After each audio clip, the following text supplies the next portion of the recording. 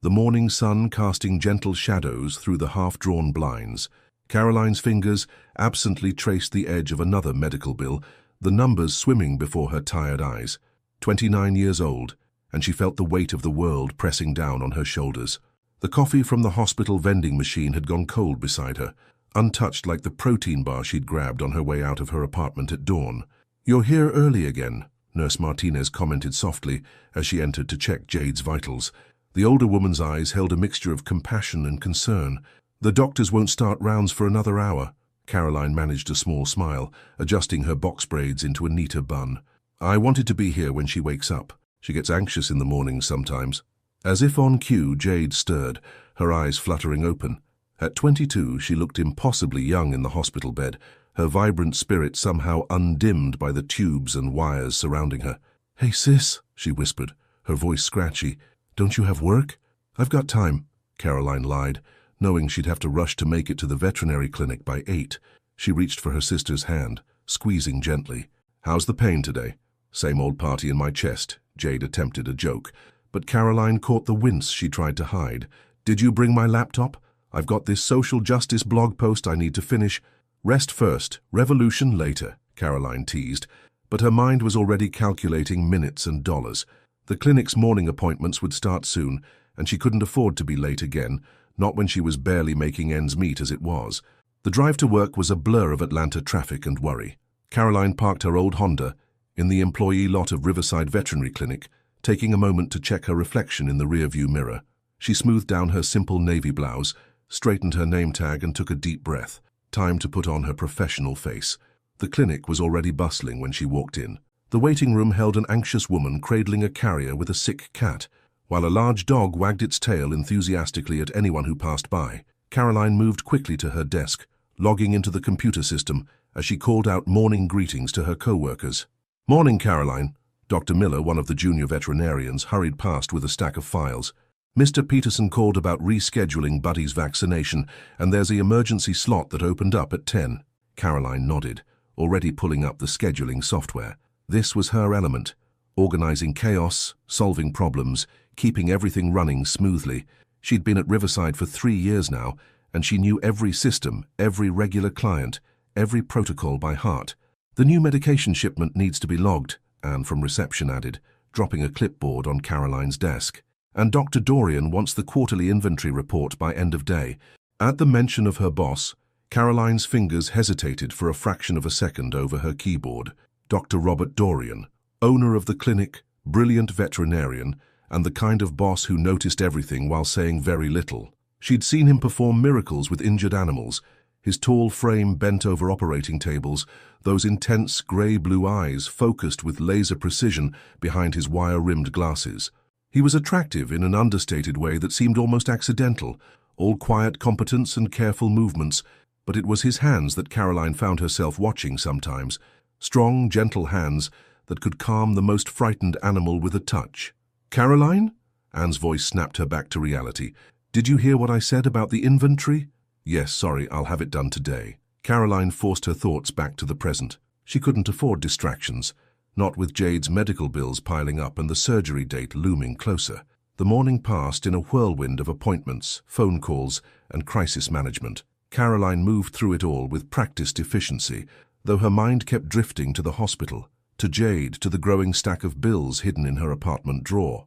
During her lunch break, instead of eating, she sat in her car with her phone, looking at her banking app. The numbers hadn't magically changed since yesterday. Even with insurance, Jade's surgery would cost more than Caroline could hope to save in time. She'd already picked up extra shifts at a local coffee shop on weekends, but it wasn't enough. Nothing was enough. With trembling fingers, she opened a different app, one she'd downloaded late last night after hours of desperate research. The interface was sleek, professional. Elite companions, it promised. Discreet arrangements for sophisticated clients. Caroline felt sick to her stomach, but she thought of Jade's brave smile this morning, of the pain her sister tried so hard to hide. With a deep breath, she began filling out the profile information. The afternoon brought a rush of emergency cases, a dog who'd eaten chocolate, a cat with a suspected urinary blockage, a parrot with breathing difficulties. Caroline coordinated it all, fitting in urgent cases between regular appointments. ensuring the flow of patients never overwhelmed the veterinarians. She was so focused on her work that she didn't notice Dr. Dorian watching her from his office doorway. When she finally looked up, their eyes met for a brief moment. He nodded slightly, a gesture of approval that shouldn't have made her heart skip a beat, but did. "You handled the emergencies well today," he said quietly as he passed her desk later, his voice carrying that slight southern drawl that softened his words. "Thank you." Caroline managed a professional smile, ignoring the warmth that spread through her chest at his praise. "Just doing my job, Dr. Dorian." As the day wound down, Caroline finished the inventory report and emailed it to him. She gathered her things, her phone feeling heavy in her pocket with the dating app she'd signed up for. Tomorrow night she had her first appointment. The thought made her nauseous, but she pushed the feeling down. She'd do anything for Jade. Anything. Walking to her car in the gathering dusk, Caroline looked back at the clinic. Through the window she could see Dr. Dorian still at his desk, his broad shoulders bent over paperwork, the warm office light creating a halo around his figure. For a moment she allowed herself to imagine a different life, one where she wasn't drowning in responsibility, where she could notice the way his eyes crinkled when he smiled, where she could be just a woman attracted to a kind, intelligent man. But that wasn't her reality. Her reality was a sick sister, mounting bills and choices that made her soul ache. Starting her car, Caroline pushed away thoughts of Robert Dorian's gentle hands and understanding eyes. Tomorrow night, she would do what needed to be done. For Jade. Always for Jade. As she drove home through the Atlanta night, R&B classics playing softly on the radio, Caroline Ellis held onto her strength like a shield. She didn't know that tomorrow would change everything, that sometimes love arrives in the moments we least expect it, in the silence between heartbeats, in the space between who we are and who we think we have to be. Caroline stood before her bedroom mirror, hardly recognizing herself.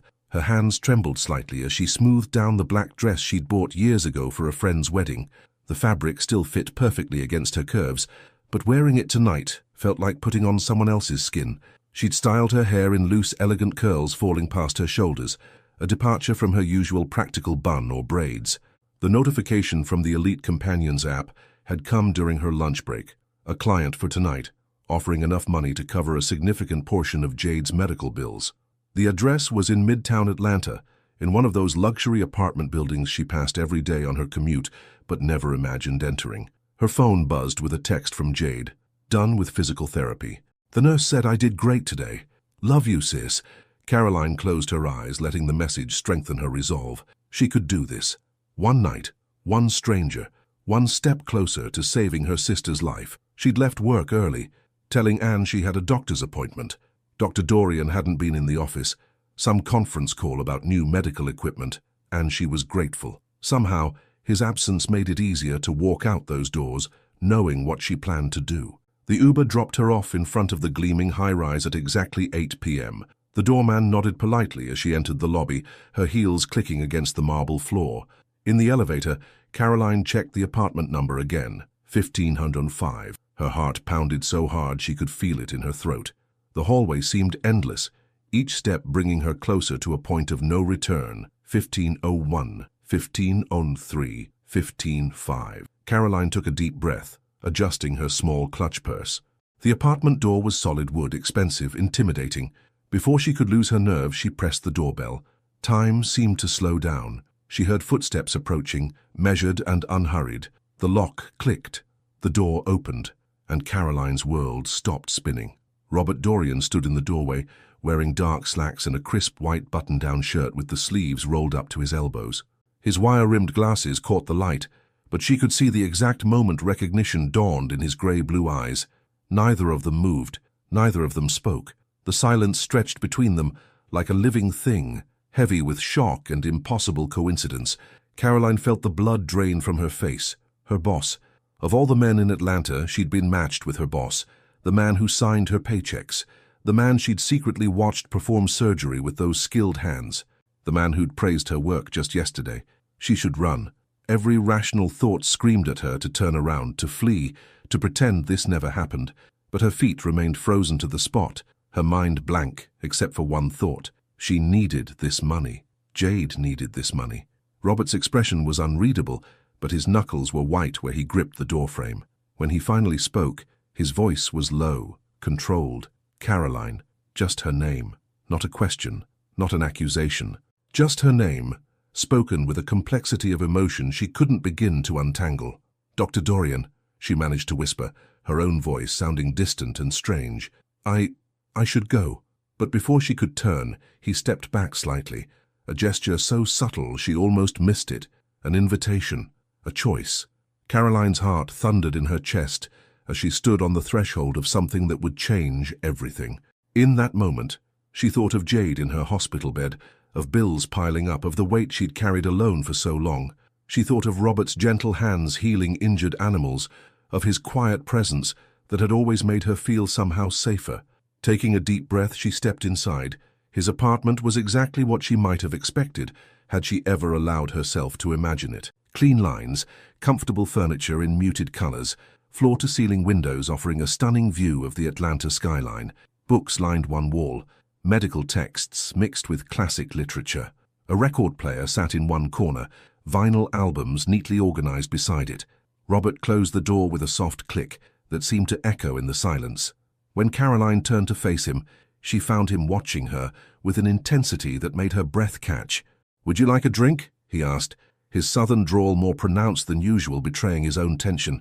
Caroline nodded, grateful for the momentary reprieve from the weight of his gaze. She watched as he moved to a small bar cart, his movements precise and controlled. The clink of glass against glass was oddly grounding. "Why?" The question came softly as he handed her a glass of what smelled like expensive bourbon. Caroline's fingers tightened around the glass. "My sister," she said simply, knowing he'd seen the hospital paperwork for her insurance changes. "The surgery. It's more than I can—" She trailed off as understanding dawned in his eyes. Of course he knew about Jade's condition. He'd signed the forms for Caroline's adjusted schedule to accommodate hospital visits, but knowing was different from understanding, and in that moment, something shifted in his expression. "And this was your solution?" His voice held no judgment, only a complexity of emotion that made Caroline's chest ache. "It was the only solution I could find," she whispered, honesty burning in her throat like the bourbon she hadn't touched. Robert set his own glass down untasted. He took a step toward her, then stopped, as if unsure of his right to move closer. "You could have come to me, to the clinic. We have programs for employees in need." "I didn't want charity," Caroline interrupted, lifting her chin slightly. "I didn't want to be pitied or—" "Is this better?" he asked softly, gesturing to the space between them. "Being here like this?" The question hung in the air between them, heavy with implications. Caroline felt tears burning behind her eyes, but she refused to let them fall. "No," she admitted, "but it was my choice, my way of being strong." Something flickered in Robert's eyes, pain, understanding, or perhaps both. He moved then, closing the distance between them slowly, deliberately. His hand rose to her face, hovering just shy of touching her cheek. "You're the strongest person I know, Caroline Ellis, but you don't have to be strong alone." The gentleness in his voice undid her. A tear slipped down her cheek, and this time, when his thumb brushed it away, she didn't pull back. His touch was warm, careful, exactly like she'd imagined in her most secret thoughts.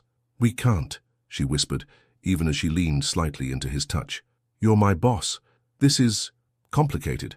"Life is complicated," Robert replied, his other hand coming to rest lightly on her waist. "But some things are simple.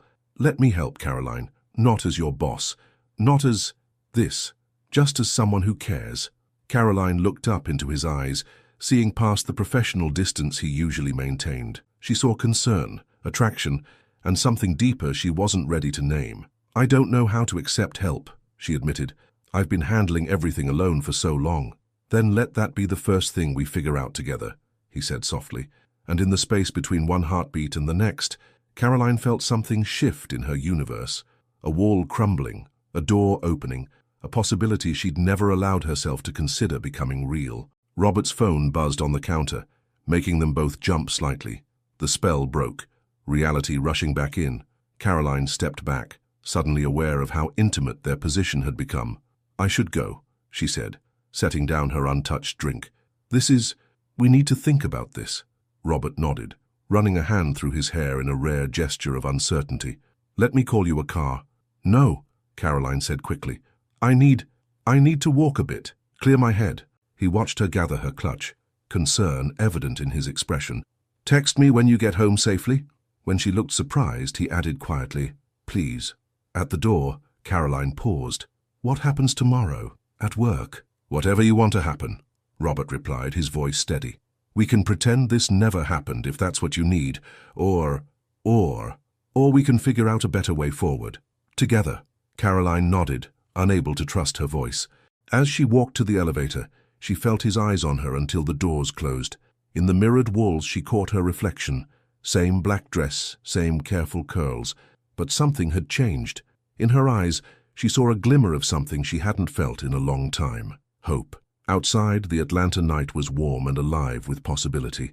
Caroline walked slowly, her heels clicking against the sidewalk, her mind replaying every moment of the evening.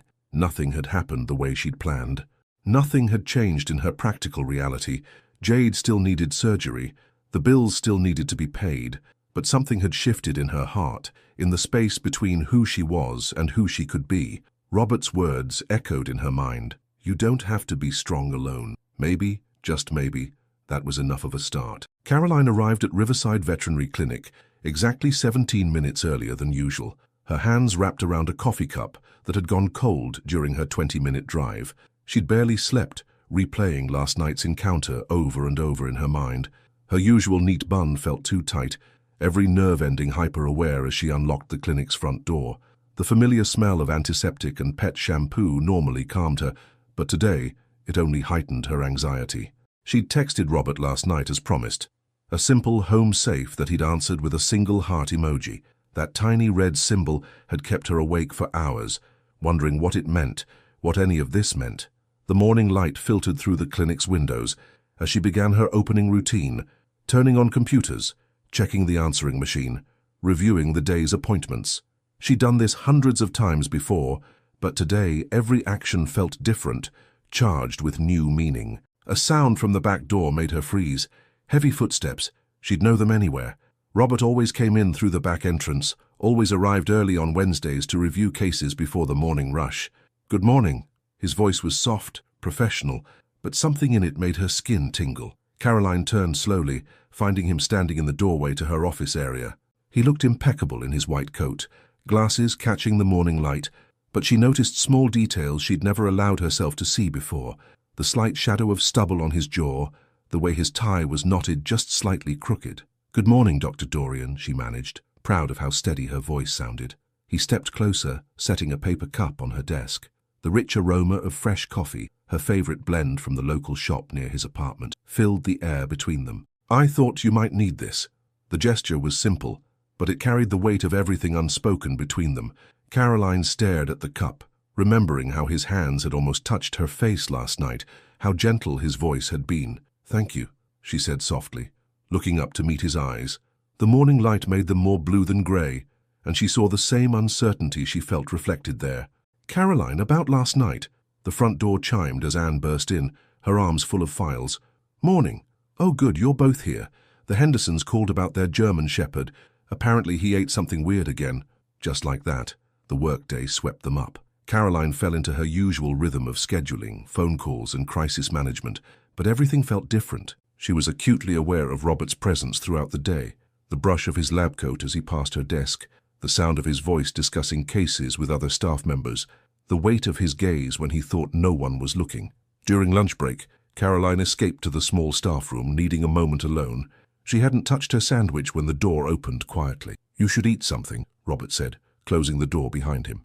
They were alone for the first time since last night, and the air seemed to crackle with unspoken words. "I'm not very hungry," she admitted, watching as he took the seat across from her. The small table between them felt like both a barrier and a bridge. "Jade called the clinic this morning," he said carefully. "She was worried when she couldn't reach your cell." Caroline's hand flew to her phone. Dead. She'd forgotten to charge it last night. "Oh God, I need to—" "I told her you were in with a patient," Robert interrupted gently. "She said to tell you her morning tests went well." The kindness in his voice made her throat tight. "Thank you," she whispered, then added, "for everything, for last night, for being—" "Caroline." The way he said her name made her look up. His eyes were intense behind his glasses. "We need to talk about this, about how to move forward." She nodded, twisting her hands in her lap. "I know. But I don't know how. You're my boss, and I almost—" "You did nothing wrong," he said firmly. You were trying to help your sister, and I—" He paused, choosing his words carefully. "I was lonely, had been for a long time. When I signed up for that app, I was looking for connection, I suppose. I never expected—" A knock at the door made them both jump. Dr. Miller poked her head in. "Sorry to interrupt, but we've got an emergency coming in. Dog with possible bloat." Robert stood immediately, professional mask sliding back into place. But before he left, he looked at Caroline one last time. "Eat something, please." The afternoon brought a parade of pets and their worried owners. Caroline handled it all with her usual efficiency, but her mind kept drifting to the unfinished conversation in the break room. Every time Robert passed her desk, she felt the weight of words unsaid. At 4 o'clock, her phone buzzed with a text from the hospital. Jade's condition had worsened slightly. She was stable, but they were adjusting her medication. Caroline felt the familiar panic rising in her chest, the walls of her carefully controlled world threatening to close in. She must have made some small sound because suddenly Robert was there, standing by her desk with concern etched on his features. "What's wrong?" "Jade," she managed to say, showing him the text. Without a word, he took the phone, read the message, then handed it back. "Go," he said softly. "I'll cover for you here. But the evening appointments are less important than your sister." His voice was gentle but firm. "Go, Caroline. Take care of her." She gathered her things quickly, aware of his presence behind her, steady and reassuring. At the door, she turned to thank him, but the words caught in her throat. He was looking at her with such tenderness that it made her heart ache. "Text me later?" he asked quietly. "Let me know how she's doing?" Caroline nodded, unable to speak. As she walked to her car, she felt his eyes following her, protecting her, caring for her, in a way she'd almost forgotten was possible. The drive to the hospital was a blur of worry and confusion, but underneath it all there was something new, a feeling that maybe, just maybe, she didn't have to carry all this weight alone anymore. In Jade's hospital room, her sister was sleeping peacefully, the new medication already helping. Caroline sank into the familiar chair beside the bed, taking her sister's hand. On the bedside table, someone had left a fresh vase of flowers, simple daisies, Jade's favorite.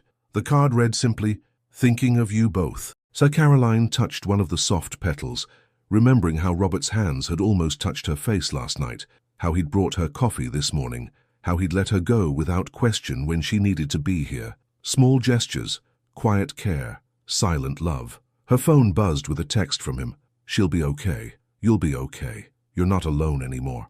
Outside the hospital window, Atlanta's lights began to twinkle in the gathering dusk. Caroline held her sister's hand and let herself believe, for the first time in a long time, that tomorrow might be better than today. Rain drummed against the clinic's windows, turning Atlanta's streets into mirrors of reflected streetlights. Caroline sat at her desk, finishing the last of her paperwork as evening settled over the city. Most of the staff had already left, seeking shelter from the storm, but she lingered, using work as an excuse to avoid another lonely night at her apartment. The past week had been a dance of careful glances and purposeful distance between her and Robert. Every morning a fresh coffee appeared on her desk, sometimes with a note about a patient, sometimes just her name written in his precise handwriting. Every evening they exchanged texts about Jade's condition, his responses always thoughtful, always caring. Lightning flashed outside, followed by a loud crack of thunder that made Caroline jump. From the treatment area, she heard a chorus of worried barks from the overnight patients. "They don't like storms either." Robert's voice came from behind her, making her heart skip. She turned to find him leaning against the doorframe, his white coat gone, sleeves rolled up to his elbows. He looked softer in the dim evening light, more like the man from his apartment than Dr. Dorian the veterinarian. "I should check on them," Caroline said, starting to rise, but he shook his head. "It already did. They're all settled now." He moved closer, perching on the edge of her desk, close enough that she could smell his subtle cologne mixed with the antiseptic scent of the clinic. "You should head home before the weather gets worse." Caroline glanced at her phone. No new messages from the hospital. "Jade's having tests tonight. I thought I'd wait for the results here." Understanding softened his features. "Have you eaten?" She shook her head, realizing she'd missed lunch again. Robert straightened, making a decision. "Come on, I know a place." 20 minutes later, they sat in a small Thai restaurant 3 blocks from the clinic. The rain continued outside, but inside it was warm and cozy, string lights casting a soft glow over their corner booth. Caroline wrapped her hands around a steaming bowl of tom yum soup, letting the spicy aroma chase away the chill. "How did you find this place?" she asked. watching as Robert expertly manipulated his chopsticks. A small smile played at the corners of his mouth. "Would you believe me if I said I followed a stray cat?" "Really?" He nodded, his eyes crinkling with amusement. "She was limping. I thought she might need help. She led me here, where the owner had been feeding her. Turned out she just had a thorn in her paw." He paused, taking a sip of his tea. "The cat got better, and I got a new favorite restaurant." Caroline found herself smiling, a real smile, the kind that had been rare lately. "You really do care about every animal you meet, don't you?" "Not just animals," he said quietly, his eyes meeting hers with an intensity that made her breath catch. Before she could respond, her phone buzzed. Jade's test results. Caroline's hands shook slightly as she read the message. "Her numbers are better," she breathed, relief washing over her. "The new medication is working." Robert's hand covered hers on the table, warm and steady. "That's wonderful news." She looked at their joined hands, feeling the gentle strength in his touch. "Thank you," she whispered, "for everything. The flowers, the coffee, the way you've been so understanding about my schedule." "Caroline," his voice was soft but serious. "Look at me." She raised her eyes to meet his, finding them full of emotion behind his wire-rimmed glasses.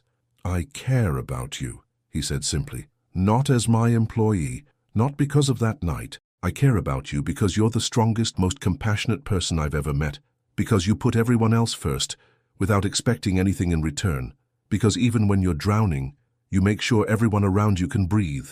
Tears pricked at Caroline's eyes. "I don't know how to do this," she admitted. "How to let someone else care about me. How to need someone." "Then let me show you," he said, his thumb tracing gentle circles on her palm. "No pressure, no expectations. Just let me be here." The waiter approached with their entrees, and they fell into comfortable conversation about safer topics, clinic stories, favorite books, childhood memories. Robert told her about growing up in rural Georgia with his grandparents, about the old farm dog who'd inspired him to become a vet. Caroline shared stories about raising Jade, about their mother who'd passed too young, about learning to be both sister and parent. As they talked, the rain eased outside and something shifted in the space between them. The careful distance they'd maintained began to blur, replaced by something warmer, more real. When the check came, Robert reached for it without hesitation. "Please," he said when she started to protest, "let me do this." "People might talk," she said softly. "If they see us together like this." "Let them," he replied, but his eyes were gentle. "We're not doing anything wrong, Caroline. We are just two people having dinner." But they both knew it was more than that. It was in the way his hand lingered when he helped her with her coat, in how closely he walked beside her as they made their way back to their cars, in the soft brush of his fingers against her cheek when they said goodnight. Back home, Caroline stood at her apartment window, watching the last of the rain fall. Her phone buzzed with a text from Robert. "Thank you for sharing dinner with me. And, Caroline, you deserve to be cared for too." She pressed her forehead against the cool glass, letting out a shaky breath. On her coffee table, unpaid bills sat in a neat stack, reminding her of all the reasons this was complicated. But her heart felt lighter than it had in weeks, and when she closed her eyes, she could still feel the warmth of his hand in hers. In the hospital across town, Jade slept peacefully, her vital signs strong and steady. On her bedside table, the daisies Robert had sent were still fresh, their simple beauty a reminder that sometimes the most powerful gestures are the quietest ones. Caroline's phone buzzed again, a photo from Robert this time. One of the clinic's cats had curled up in his office chair, fast asleep. "She misses you," the message read, followed by another. "So do I." 3 simple words that somehow held the weight of everything changing, everything possible, everything she'd been afraid to want. Caroline hugged herself, remembering how it felt to sit across from him, to share stories and silence, to let someone else carry part of her burden. "I miss you too," she typed back, and for the first time in years, she allowed herself to feel the full truth of those words. The emergency call came at 6:15 a.m., just as Caroline was getting ready for work. A car accident involving a family and their dog. The humans were at Atlanta General, but the injured golden retriever was being rushed to Riverside Clinic. Without thinking, she called Robert. "I'll meet you there," he said immediately, his voice still rough with sleep. "Call Dr. Miller for backup."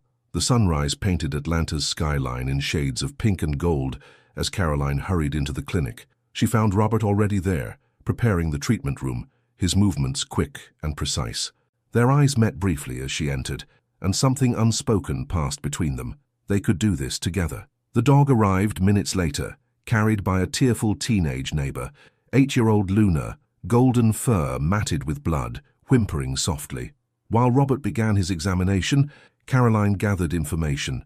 The family, parents and 2 young children, had been taken to the same hospital where Jade was staying. Multiple lacerations, possible internal bleeding, Robert murmured, his hands gentle as they moved over Luna's body. We need to operate now. The next few hours passed in a blur of focused intensity. Caroline assisted in surgery, handling instruments, monitoring vitals, working in perfect sync with Robert. She'd assisted in surgeries before, but this felt different. There was a rhythm between them now, an understanding that went beyond words. Luna's surgery was successful, but complicated. When they finally emerged from the operating room, exhausted but relieved, the morning sun had given way to afternoon clouds. "You were amazing in there," Robert said softly as they washed up, his shoulder brushing against hers at the sink. "I learned from the best," Caroline replied, trying to ignore how her skin tingled at his proximity. "Caroline," he turned to face her, still close enough that she could see droplets of water clinging to his forearms. "Would you have dinner with me tonight? A real dinner, not just takeout at the clinic." Before she could answer, her phone rang. The hospital. Her heart stopped when she saw the number. "Jade?" Robert asked, noting her expression. Caroline nodded, answering quickly. "Hello, yes, this is her sister." Robert watched as the color drained from her face. Without a word, he moved closer, his hand finding the small of her back, supporting her as she listened. "I understand," she said finally, her voice shaking. "I'll be right there." She ended the call, turning to face Robert with wide, frightened eyes. Jade's numbers dropped suddenly. "They're moving up her surgery date. Tomorrow morning. I'll drive you," he said immediately, already reaching for his keys. "But Luna, the clinic, Dr. Miller can handle it. You're not doing this alone, remember?" The drive to the hospital was quiet, but Robert's presence beside her was like an anchor in a storm. At a red light, he reached over and took her hand, interlacing their fingers. Caroline held on tight, drawing strength from his touch. In Jade's room, they found her looking smaller than usual against the white hospital sheets, but her smile was bright when she saw them. "Hey sis and Dr. D, nice to finally meet you in person." Caroline hadn't even realized Robert had followed her into the room, but now she was grateful for his steady presence behind her. "Your flowers really brightened up this boring room," Jade continued, gesturing to the fresh daisies on her bedside table. "Caroline talks about you all the time, you know." "Jade!" Caroline felt her cheeks warm. "What? It's true. Every day it's, Dr. Dorian did this or Dr. Dorian said that." Robert's chuckle was soft and warm. "All good things, I hope." "The best," Jade said with a knowing smile, then winced slightly. Caroline was by her side instantly. "Are you in pain? Should I call the nurse?" "I'm okay," Jade assured her, but her voice was weaker. "Just tired. They've got me on all kinds of pre-surgery stuff." The doctor came in then to discuss the procedure, and Caroline felt her anxiety rising with each detailed explanation. Robert stayed through it all, his professional knowledge helping to translate medical terms, his quiet strength keeping her grounded. When Jade finally fell asleep, Caroline stood by the window watching the city lights come on as dusk approached. Robert joined her, close enough that their arms touched. "I'm scared," she whispered, admitting what she hadn't been able to say to anyone else. Without a word, Robert turned her gently to face him, pulling her into his arms. For the first time since this nightmare began, Caroline let herself break. She buried her face in his chest, her tears soaking into his shirt as his arms held her tight. "I've got you," he murmured into her hair.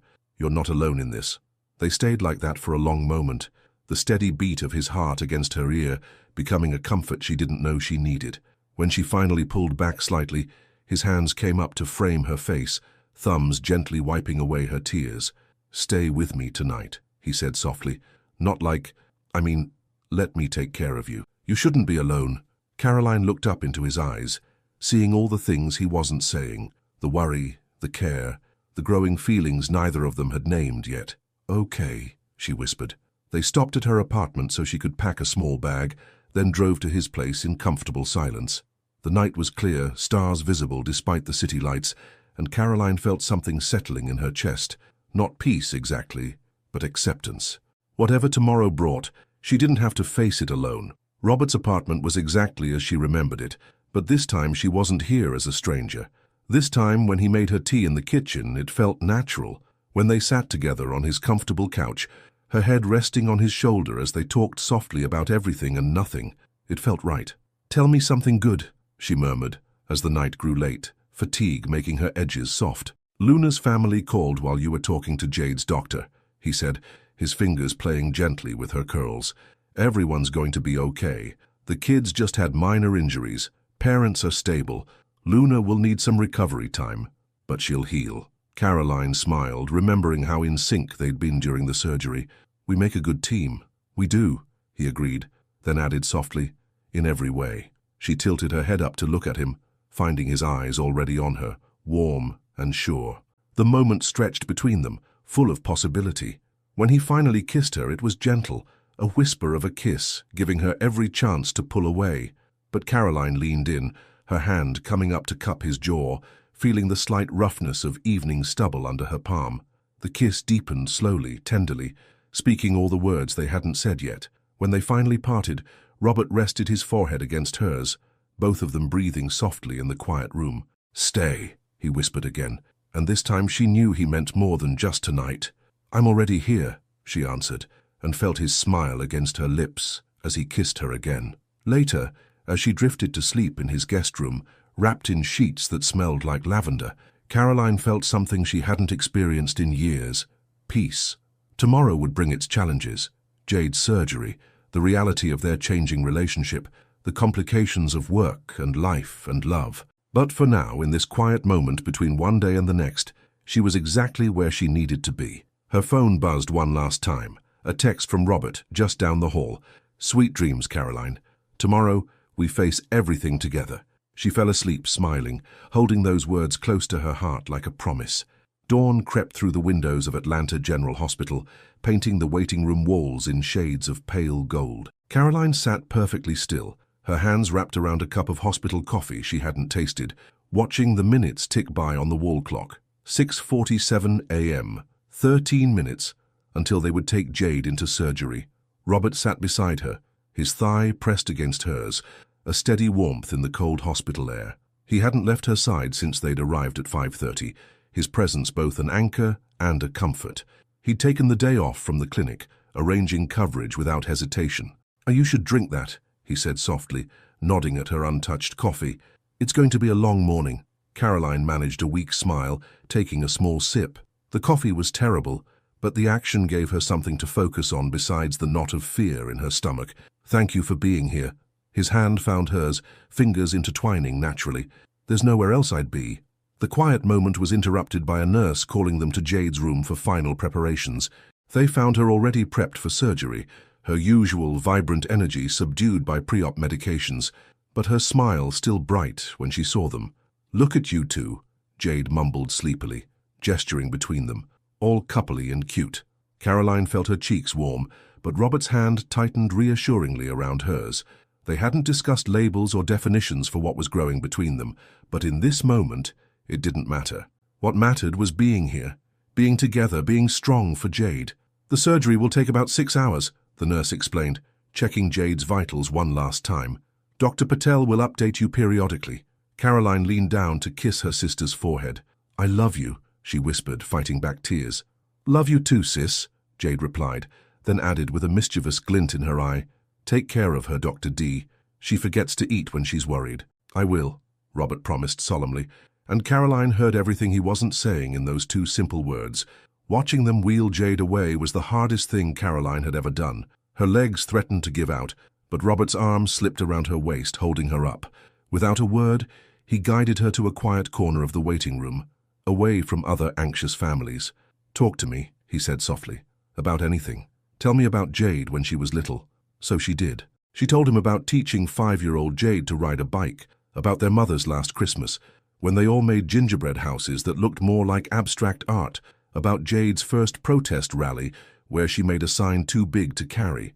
Robert listened, asked questions, kept her anchored in memories instead of fear. The hours crawled by. Robert made sure she ate something from the cafeteria, brought her water when the coffee made her jittery, and never once let go of her hand.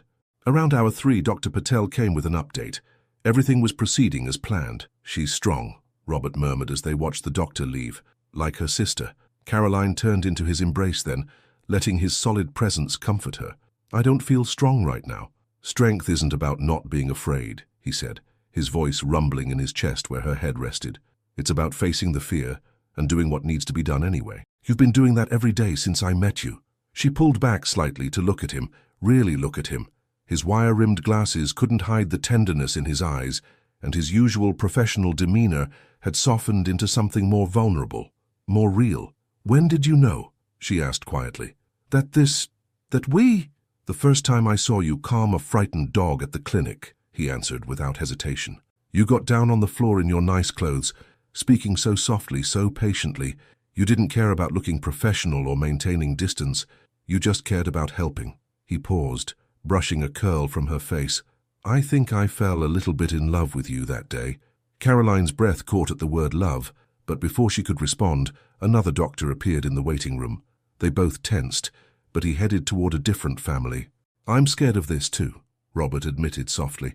"Not just about Jade's surgery, but about us, about how much I feel for you, how quickly everything changed, about crossing lines at work, about what people might say." He took a deep breath. "But I'm more scared of not trying, of letting fear stop something that feels this right."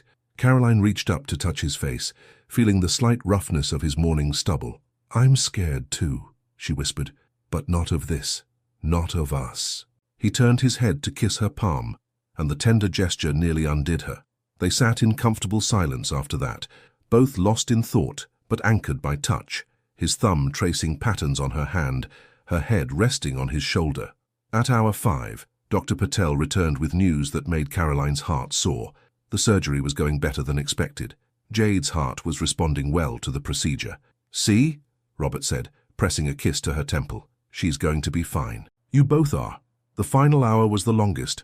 Caroline paced, unable to sit still any longer. Robert matched her steps, a quiet guardian, ready to catch her if she fell. When Dr. Patel finally appeared with a smile on his face, Caroline gripped Robert's hand so tight it must have hurt, but he didn't flinch. "The surgery was a complete success," Dr. Patel announced. "She's in recovery now. You can see her in about an hour." Caroline's legs did give out then, relief making her knees weak. Robert caught her, pulling her into a tight embrace as she cried, happy tears this time, tears of gratitude and release and joy. "She made it," she kept whispering against his chest. "She's okay."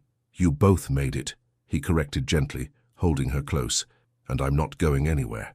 Later, when they were allowed into Jade's recovery room, Caroline felt a profound shift in her universe. Her sister looked pale but peaceful, monitors showing strong, steady rhythms. Robert stood just inside the doorway, giving them space but remaining close enough that Caroline could still feel his presence like a warm current in the air. "You know," Jade mumbled, still groggy from anesthesia, "he looked at you like that the first time he came to bring flowers, like you're the sun or something." Caroline glanced back at Robert, catching the soft smile on his face.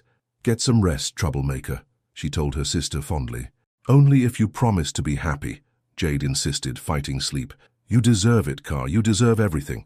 As Jade drifted off, Caroline felt Robert's arms slip around her waist from behind, pulling her back against his chest. They stood together, watching Jade sleep, the beeping monitors creating a lullaby of life and hope. "She's right," Robert murmured in her ear. "You deserve everything." Caroline turned in his arms, rising on her tiptoes to kiss him softly. "I already have everything I need," she whispered against his lips. "Right here."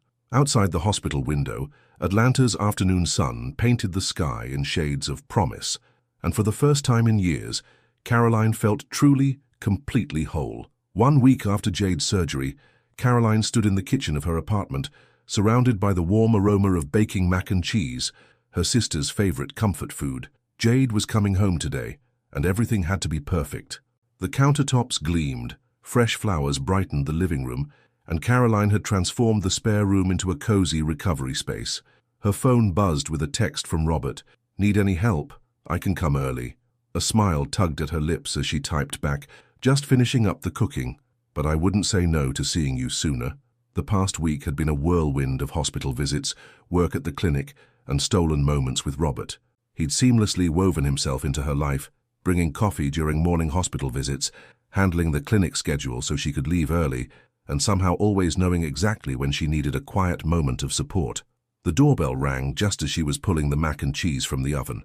She opened the door to find Robert holding a gift bag and wearing casual clothes, jeans, and a soft grey sweater that made his eyes look stormy.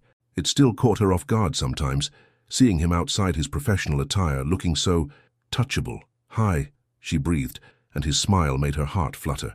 "Hi yourself," he replied, stepping inside. He set the bag down to pull her into a gentle kiss, one that tasted of coffee and promises. "Something smells amazing." "Jade's favorite," Caroline explained, leading him to the kitchen. "What's in the bag?" "Just a little welcome home gift." His arms slipped around her waist from behind as she checked the food. "How are you holding up?" Caroline leaned back against his chest, letting out a long breath. Excited, nervous, grateful, she turned in his embrace to face him. "Thank you for everything this past week. I don't know how I would have—" He silenced her with a soft kiss. "You don't have to thank me for caring about you, Caroline." The moment was interrupted by another text. The neighbor who'd volunteered to pick up Jade was 5 minutes away. Caroline bustled around the kitchen, putting finishing touches on everything, while Robert watched with amused affection. "You know she won't care if everything isn't perfect," he said gently. "I know, but—" Caroline paused, vulnerability crossing her face. "This is the first time I can really take care of her. No more worrying about hospital bills or surgeries, just being her sister again." Robert's expression softened. He'd insisted on helping with the remaining hospital bills, presenting it not as charity, but as an investment in their shared future. The conversation had been long and emotional, ending with Caroline finally accepting that letting someone help didn't make her any less strong. The sound of voices in the hallway made them both turn. Moments later, Jade was wheeled through the door by their neighbor, looking tired but radiant. Her face lit up when she saw them. "My favorite sister and my favorite future brother-in-law," she announced, making both Caroline and Robert blush. "Is that mac and cheese I smell?" The afternoon passed in a warm blur of comfort food, gentle laughter, and easy conversation. Robert fit into their dynamic perfectly, his dry humor matching Jade's wit, his medical knowledge helping explain her recovery plan, his presence making their small apartment feel more like home than it ever had. "Open your gift," he encouraged after they'd eaten, pushing the bag toward Jade. Inside was a beautiful leather-bound journal with her name embossed on the cover and a set of expensive art pens. "For all those social justice manifestos you're planning," he explained with a smile. Jade's eyes welled up. "How did you know I love to write?" "Caroline talks about you all the time," he said simply, his hand finding Caroline's on the couch between them. "I pay attention." Later, after Jade had settled into her room for a nap, Caroline and Robert stood doing dishes together, moving in perfect sync. She washed, he dried, and the domestic simplicity of it made her throat tight with emotion. "Stay for dinner?" she asked, passing him a plate. "Try to make me leave," he replied, and the warmth in his voice wrapped around her like a blanket. They ended up on her small balcony as evening settled over Atlanta, sharing a bottle of wine and watching the city lights come alive. Caroline sat between Robert's legs, her back against his chest, his arms wrapped around her. "I love you," she said quietly, the words slipping out as naturally as breathing. She felt him go still behind her, then his arms tightened. "Say it again," he whispered against her hair. Caroline turned to face him, reaching up to trace his jaw with gentle fingers. "I love you, Robert Dorian, not because you helped us or because you've been so amazing with Jade. I love you because you see me, really see me, because you let me be strong and vulnerable at the same time, because you make me feel safe enough to fall." His kiss was fierce and tender all at once, his hands coming up to frame her face. When they broke apart, his eyes were bright behind his glasses. "I love you too," he said, voice rough with emotion. "More than I ever thought possible." You walked into my life and suddenly everything made sense. From inside they heard Jade calling softly for water. Caroline started to move, but Robert held her for just a moment longer. "Move in with me," he said suddenly. When she looked surprised, he continued, "Not right away. When Jade's stronger, when you're both ready. But I want to wake up with you every morning. I want lazy Sundays and busy weekdays and everything in between. I want a life with you, Caroline Ellis." Caroline felt tears prick her eyes, but she was smiling. "Yes," she whispered. "To all of it. Yes." Jade called again, and this time they both went inside, hands linked. They found her sitting up in bed, scrolling through her phone. "Finally!" she exclaimed when she saw them. "I've been planning your wedding on Pinterest for the last 10 minutes. How do you feel about daisies for centerpieces?" "Jade!" Caroline laughed, but she didn't miss the way Robert's thumb stroked across her knuckles, or the soft look in his eyes when he glanced at her. "What? I'm just saying, when you know, you know." Jade's smile was knowing. "And you two? You definitely know." Later that night, after Robert had gone home with promises to bring breakfast in the morning, Caroline stood in her kitchen, looking at the evidence of the day: wine glasses in the sink, leftover mac and cheese in the fridge, Robert's sweater forgotten on her couch. Everything felt different, yet somehow exactly right. Her phone lit up with a text from Robert: "I miss you already, but knowing I get to love you tomorrow makes it bearable. Sweet dreams, my heart." Caroline hugged herself, feeling the fullness of joy in her chest. Through her window, Atlanta's nighttime skyline sparkled like stars brought down to earth, and she thought about how love sometimes comes quietly, in gentle steps and careful hands, in shared silences and borrowed sweaters, in the way someone looks at you like you're everything they've been waiting for. Tomorrow would bring its own challenges: work dynamics to navigate, recovery schedules to manage, a future to plan. But tonight, Caroline Ellis stood in her kitchen and let herself feel completely, utterly happy. Because sometimes love isn't about grand gestures or perfect timing. Sometimes it's about finding someone who makes you feel brave enough to be exactly who you are. 3 weeks after Jade came home, life had fallen into a new rhythm. Caroline sat at her desk at Riverside Clinic, reviewing the day's appointments, while trying not to smile too obviously at the coffee cup Robert had left for her. He'd drawn a tiny heart next to her name, something he'd started doing after they'd said "I love you" that night on her balcony. The clinic staff had noticed the change between them, of course. It was in the little things: shared glances, gentle touches in passing, the way Robert's office door was always open when Caroline was nearby. They'd been professional about it, scheduling a meeting with HR to disclose their relationship, but rumors still circulated in whispered conversations and knowing smiles. "Dr. Dorian's in a really good mood lately," Anne commented that morning, giving Caroline a meaningful look. "Wonder why?" Caroline just smiled, focusing on her computer screen. She was learning to accept that their happiness wasn't something to hide, even if it did take some getting used to.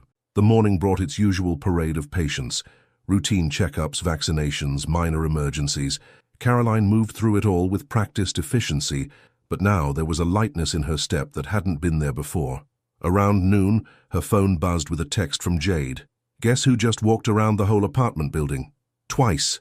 Caroline grinned, showing the message to Robert when he passed her desk. His face lit up with genuine joy. "That's fantastic. We should celebrate. Dinner at my place tonight?" "Our place," she corrected softly. They'd started moving her things in gradually over the past week, with Jade's enthusiastic blessing. The apartment was slowly transforming into their shared space, her books mingling with his on the shelves, her favorite throw blanket on his couch, their coffee mugs side by side in the kitchen cabinet. Robert's eyes softened behind his glasses. "Our place," he agreed, voice warm. "I'll cook." The afternoon brought an unexpected challenge. A difficult client, a wealthy woman with an elderly cat, was demanding to see a real doctor, not just an assistant, when Caroline tried to help reschedule an appointment. "Ma'am, I understand your concern," Caroline began professionally, but the woman cut her off with a dismissive wave. "You clearly don't understand anything. Does Dr. Dorian know he hired such incompetent help?" Caroline felt the sting of the words, but before she could respond, Robert's voice came from behind her, cool and firm. "Actually, Mrs. Henderson, I hired Caroline because she's the most competent person I know, and I trust her judgment completely, both professionally and personally." The woman's eyes widened as Robert's hand came to rest supportively on Caroline's shoulder. The gesture was subtle but clear. They were a united front. After Mrs. Henderson left, suitably chastened, Caroline turned to Robert. "You didn't have to do that." "Yes, I did," he said simply. "Not just as your boss or your partner, but because it's true. You are extraordinary, Caroline Ellis, and I won't let anyone make you doubt that." She reached up to straighten his slightly crooked tie, letting her hand linger. "I love you," she whispered, low enough that only he could hear. His smile was soft and private. "I love you too. Now about dinner. I was thinking that new recipe we saw." The rest of the afternoon passed smoothly. Caroline found herself watching Robert work, the gentle way he handled nervous pets, his patient explanations to worried owners, the quiet strength he brought to every situation. She loved him like this, in his element, doing what he was meant to do. At 5, they drove home separately. Maintaining some professional boundaries was important, they'd agreed. Caroline stopped to check on Jade, finding her sister surrounded by textbooks and social media posts. "I'm fine," Jade insisted when Caroline started fussing. "Go be with your man. I've got a Zoom study group anyway. You'll call if you need anything?" "Always do, sis." Jade's smile was knowing. "You deserve this happiness, you know. The way he looks at you, it's like you hung the moon or something." Caroline felt warmth spread through her chest. "He makes me feel like maybe I did." At their apartment, the word still gave her butterflies, Caroline found Robert in the kitchen, sleeves rolled up, music playing softly as he chopped vegetables. He looked up when she entered, and the love in his eyes made her breath catch. "Hi," he said softly, setting down the knife to pull her close. "Hi yourself," she replied, rising on tiptoes to kiss him. He tasted like the wine he'd been cooking with, and his hands were warm on her waist. They cooked together, moving around the kitchen in perfect sync. Caroline told him about Jade's progress, and he shared stories about his day at the clinic. It was beautifully ordinary, yet somehow magical, this simple act of building a life together. After dinner, they sat on their balcony, watching the sunset paint Atlanta's skyline in shades of gold and pink. Caroline curled into Robert's side, his arm around her shoulders, both of them content in the quiet. "I have something for you," he said suddenly, reaching into his pocket. "It's not, well, just open it." The small box held a key, simple and silver. "I know you already have one," he explained quickly, "but I wanted to give you this one properly, because this isn't just my home anymore, it's ours. You and me building something real." Caroline felt tears prick her eyes as she closed her hand around the key. "Something real," she echoed softly. "I've been thinking," Robert continued, his voice thoughtful, "about the clinic, about us. I want to make you practice manager." She looked up at him, surprised. "Robert, not because we're together," he said firmly, "because you're the best person for the job. You practically run the place already, and everyone respects you. It would mean a raise, more responsibility, and—" He paused, smiling slightly. "Technically, you wouldn't be directly reporting to me anymore." Caroline considered this. It was true, she'd been handling most of the management duties already, and the change would help address some of the professional complications of their relationship. "Are you sure?" she asked. Robert turned to face her fully, taking both her hands in his. "I'm sure about everything when it comes to you, Caroline Ellis. You make me better, as a doctor, as a man, as a person. And watching you grow, watching you embrace your strength and your worth, it's the most beautiful thing I've ever seen." She kissed him then, pouring all her love and gratitude into it. When they parted, both slightly breathless, the city lights were twinkling to life around them. "Yes," she said, "to the job, to building this life with you, to everything." Robert's smile was radiant. "Speaking of everything," he hesitated, then continued softly. "Jade mentioned that your lease is up next month." Caroline nodded, understanding where he was going. "Are you asking me to move in completely?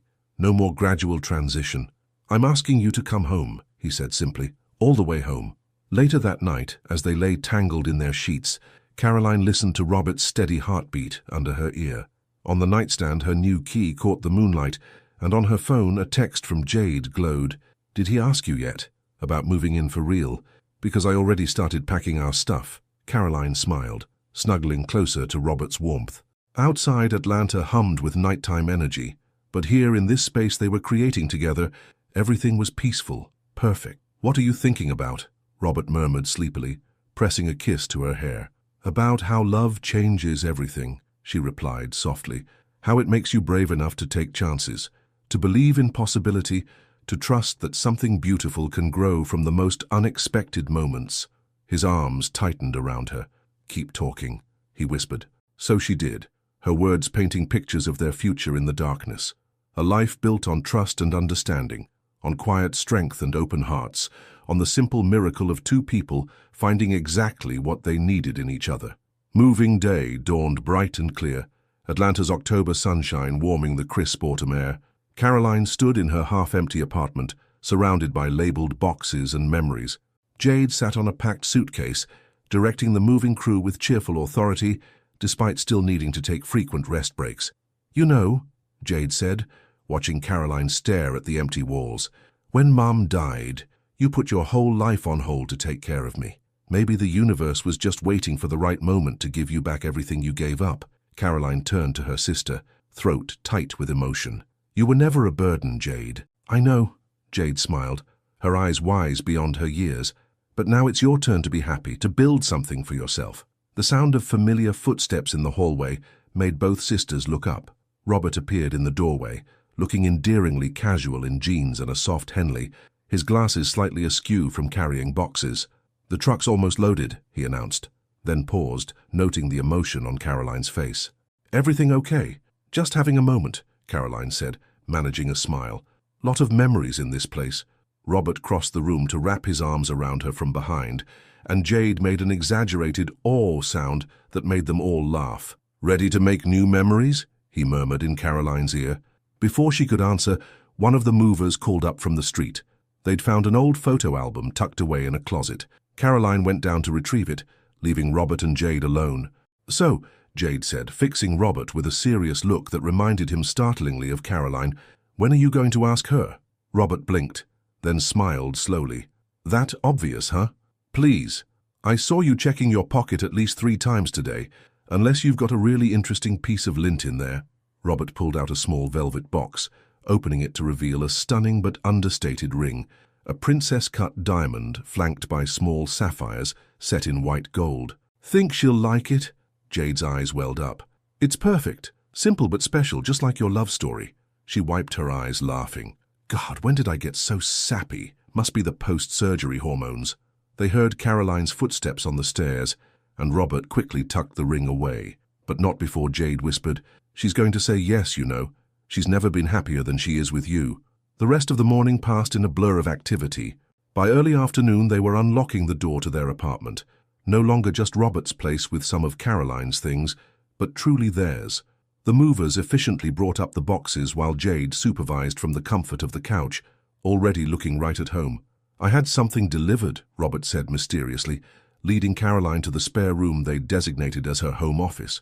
Inside, she found a beautiful antique desk, solid wood, with intricate carvings and plenty of space for her work. "Robert," she breathed, running her fingers over the smooth surface. "It's gorgeous. I thought you could use it for your practice manager duties," he said, watching her face. "And maybe for writing." Caroline looked at him in surprise. She'd never told him about her secret dream of writing children's books about rescue animals, but somehow he'd known. "Jade might have mentioned it," he admitted sheepishly. "She said you used to write stories for her when she was little, about brave animals finding their forever homes." Caroline felt tears prick her eyes. "You remember everything, don't you?" "Everything about you, yes." He pulled her close, pressing a kiss to her temple. "Because everything about you matters to me." They spent the afternoon unpacking, finding places for their merged lives. Caroline's coffee mugs nested perfectly with Robert's in the kitchen cabinet. Her medical textbooks from her vet tech certification courses lined up beside his more advanced volumes. Her colorful throw pillows brightened his neutral furniture. As evening approached, Jade announced she was going to visit her study group, giving them a knowing wink that made Caroline suspicious. But before she could question it, Robert was leading her to the balcony where he'd set up dinner, complete with candles and her favorite flowers. "When did you do all this?" she asked, amazed. "I have my secrets," he smiled, pulling out her chair. "Besides, our first real night living together should be special." They ate and talked and laughed, the city lights twinkling to life around them as the sun set. Robert seemed slightly nervous, his hand often straying to his pocket, but Caroline was too content to question it. After dinner, he put on music, the same slow jazz that had been playing the first time she'd come to his apartment, though under very different circumstances. He pulled her into his arms, swaying gently to the melody. "Do you remember that night?" he asked softly. "When you showed up at my door?" Caroline nodded against his chest. "I was so scared. Not of you, but of what I felt even then. I knew the moment I saw you that everything was about to change," he continued, his voice thick with emotion. "I just didn't know how completely you would transform my world." He pulled back slightly, and Caroline's breath caught at the look in his eyes. Slowly, deliberately, he reached into his pocket and dropped to one knee. "Caroline Ellis," he said, opening the velvet box to reveal the ring. "You walked into my life when I least expected it, but exactly when I needed you most. You showed me what real strength looks like. Not the absence of fear, but the courage to feel everything deeply and still move forward. You taught me that love isn't just grand gestures and perfect moments, but also quiet mornings and gentle support, and choosing each other every single day." Tears were flowing freely down Caroline's cheeks now, but she couldn't look away from his earnest grey-blue eyes. "I love the way you care for everyone around you, how you remember every patient's name at the clinic, how you light up when you talk about your dreams. I love your strength and your vulnerability, your morning coffee addiction and your late-night thoughtfulness. I love every piece of who you are, and I want to spend the rest of my life discovering new things to love about you." He took a shaky breath. "Will you marry me, Caroline? Will you build a forever with me?" For a moment, Caroline couldn't speak through her tears. Then, with a laugh that was pure joy, she pulled him to his feet and into her arms. "Yes," she whispered against his lips. "Yes to forever. Yes to everything." The ring slid perfectly onto her finger, catching the city lights like captured stars. From inside the apartment, they heard a squeal of delight. Jade had never gone to her study group, of course. "Get out here," Caroline called, laughing through her tears. Jade burst onto the balcony, hugging them both at once. "Finally! I've been planning your wedding since the day you brought him home." As they celebrated together, family, love, future, all wrapped up in one perfect moment, Caroline looked out at the Atlanta skyline. This city had seen her through so much: loss, struggle, fear, and now finally joy. Robert's arms wrapped around her from behind, his chin resting on her shoulder. "Happy?" he murmured. Caroline turned in his embrace, reaching up to touch his beloved face. "More than I ever thought possible," she whispered, and kissed him under the stars, tasting forever on his lips. Spring sunshine filtered through the stained glass windows of the small chapel on the outskirts of Atlanta, casting rainbow patterns across Caroline's wedding dress. She stood before a full-length mirror, hardly recognizing the radiant woman reflected back at her. The dress was simple but elegant, ivory silk that flowed like water, with delicate lace details that reminded her of the flowers Robert always brought her. "Stop fidgeting with your hair," Jade scolded gently, reaching up to adjust a crystal pin in Caroline's carefully styled curls. "You look perfect." Caroline caught her sister's hand, squeezing it tight. Jade looked beautiful in her maid-of-honor dress, her health fully restored, her eyes bright with happiness. "I can't believe we're here," Caroline whispered. "I can," Jade replied with a knowing smile. "From the moment he brought those first daisies to my hospital room, I knew he was the one for you. Some love stories are just written in the stars." A soft knock at the door revealed Anne from the clinic, also dressed as a bridesmaid. "Everyone's ready," she announced, then paused, her eyes welling up. "Oh, Caroline, you look absolutely stunning." The small chapel was filled with people who had been part of their journey. Clinic staff, hospital workers who had cared for Jade, clients whose pets had brought them together. Even Mrs. Henderson was there, having become one of their strongest supporters after seeing their love story unfold. But most special of all were the four-legged guests. Luna, the golden retriever they had saved together, sat proudly near the front, wearing a flower collar and wagging her tail. Several other clinic regulars had been included, making the ceremony uniquely them. "Ready?" Jade asked softly, helping Caroline with her bouquet, a mixture of daisies and roses, simple and elegant like their love. Caroline took a deep breath, smoothing her dress one last time. "Ready." The music began, not the traditional wedding march, but a soft jazz piece that reminded them both of their first dance on the balcony. As the doors opened, Caroline's heart stopped for a moment. Robert stood at the altar, tall and handsome in his perfectly tailored suit, his wire-rimmed glasses catching the light.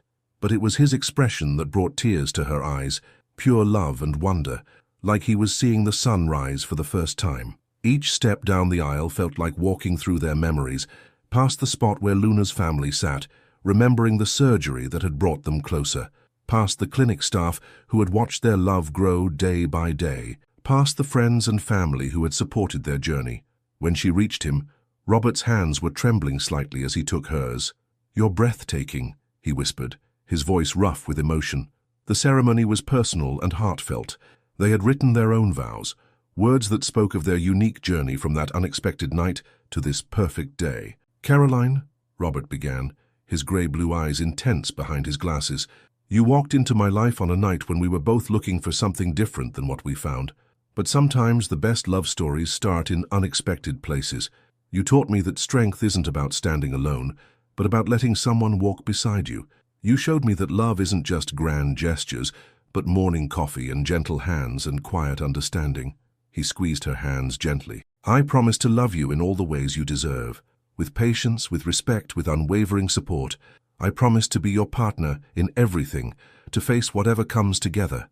I promise to remind you every day that you don't have to be strong alone anymore. And I promise to love you more than yesterday, but less than tomorrow, for all the days of our lives." Caroline blinked back tears as she began her vows. "Robert, you came into my life when I thought I had to carry the weight of the world alone. You didn't try to take that weight from me. Instead, you showed me how to share it.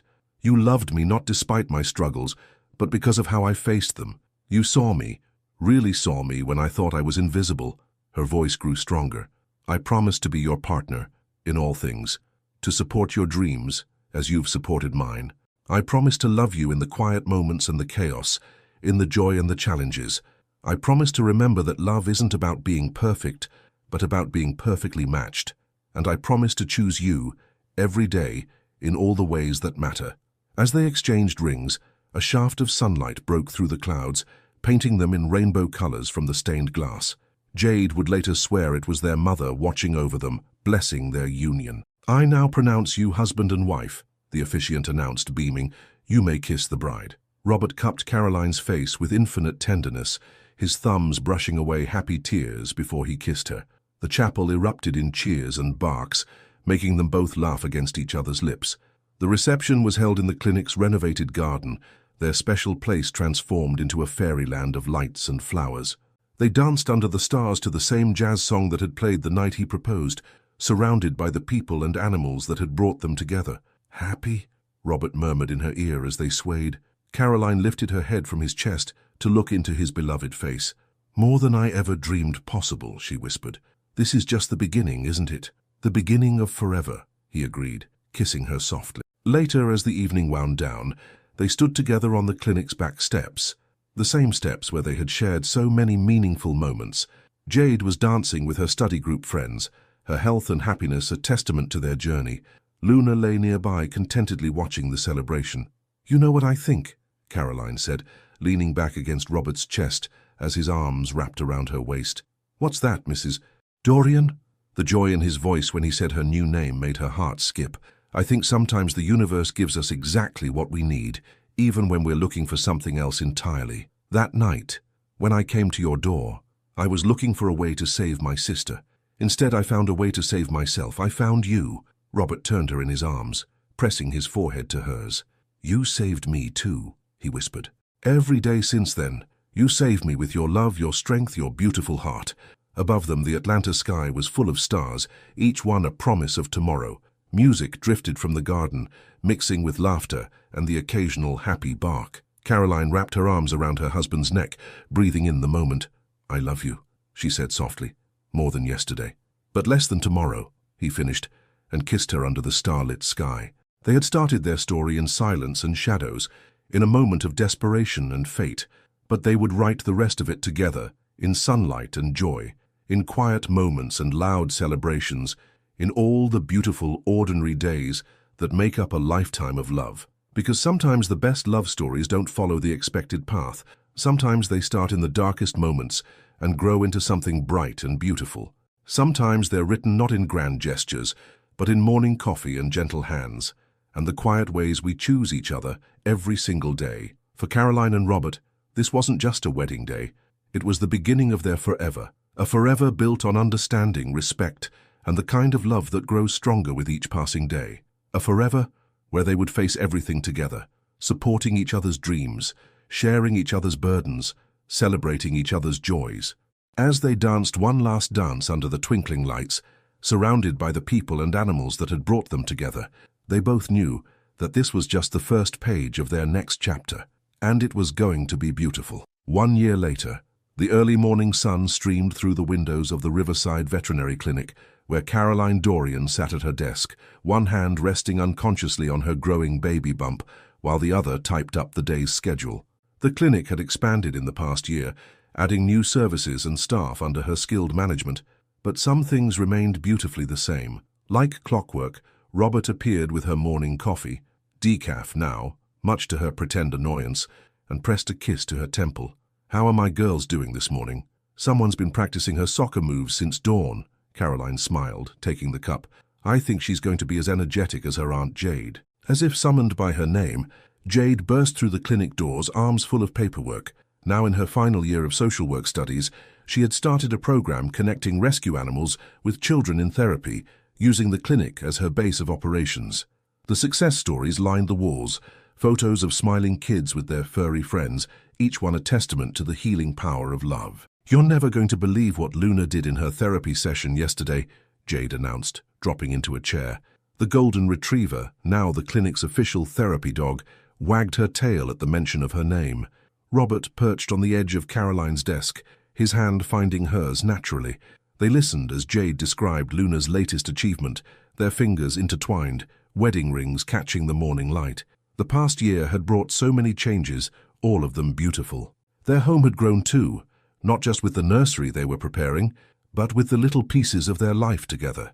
Robert's medical journals now shared space with Caroline's growing collection of children's books. Her first story about a brave therapy dog was being published next month. The balcony where he'd proposed had become their favorite spot for morning coffee and evening talks, planning their future while watching the Atlanta sunset. "Oh, before I forget," Jade said, pulling out her phone, "Mrs. Henderson sent more baby clothes. I think she's determined to be this kid's honorary grandmother."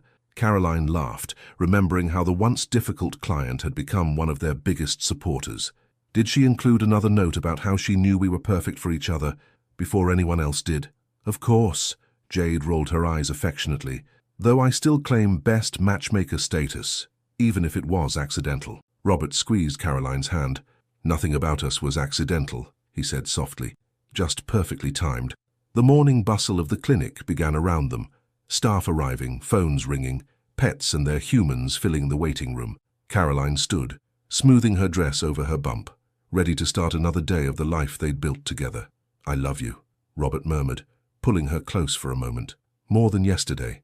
"But less than tomorrow," she finished, rising on tiptoes to kiss him.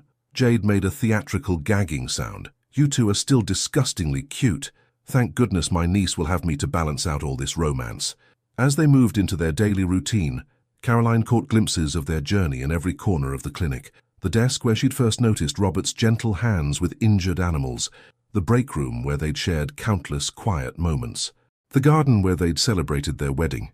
That evening, as they sat on their balcony watching the sunset, Robert's hand resting protectively on her belly, Caroline thought about how love grows, how it starts in unexpected moments, takes root in gentle gestures, blooms in quiet understanding, how it multiplies with each passing day, making room for more joy, more dreams, more love. "What are you thinking about?"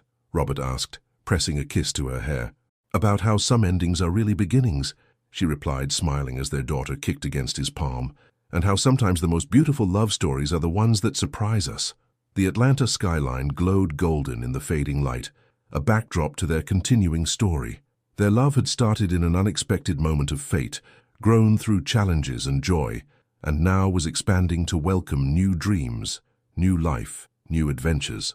Because that's what real love does. It grows, changes, deepens. It builds homes in hearts and creates families in unexpected ways. It turns ordinary moments into memories and simple choices into lifetimes. For Caroline and Robert, their story was still being written one day at a time in morning kisses and evening talks, in shared dreams and quiet understanding, in all the ways they chose each other, again and again. And always loving each other more than yesterday, but less than tomorrow. The end. If you could change just one moment in Caroline and Robert's love story, what would it be? The unexpected meeting at the apartment door, the night he supported her during Jade's surgery, or perhaps the moment when he defended her in front of her difficult client. Janelle Denise Warren ran a cloth across the marble counter for what felt like the 100th time that evening, her long braids adorned with subtle golden cuffs, swaying with each movement.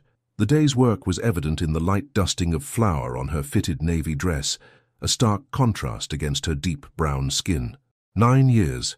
9 years of marriage coming to an end, with a stack of papers waiting in her office. The thought made her hands tremble slightly as she adjusted the handcrafted wooden bangles on her wrist, a nervous habit she'd never managed to break. The bell above the door chimed and Janelle's heart stuttered.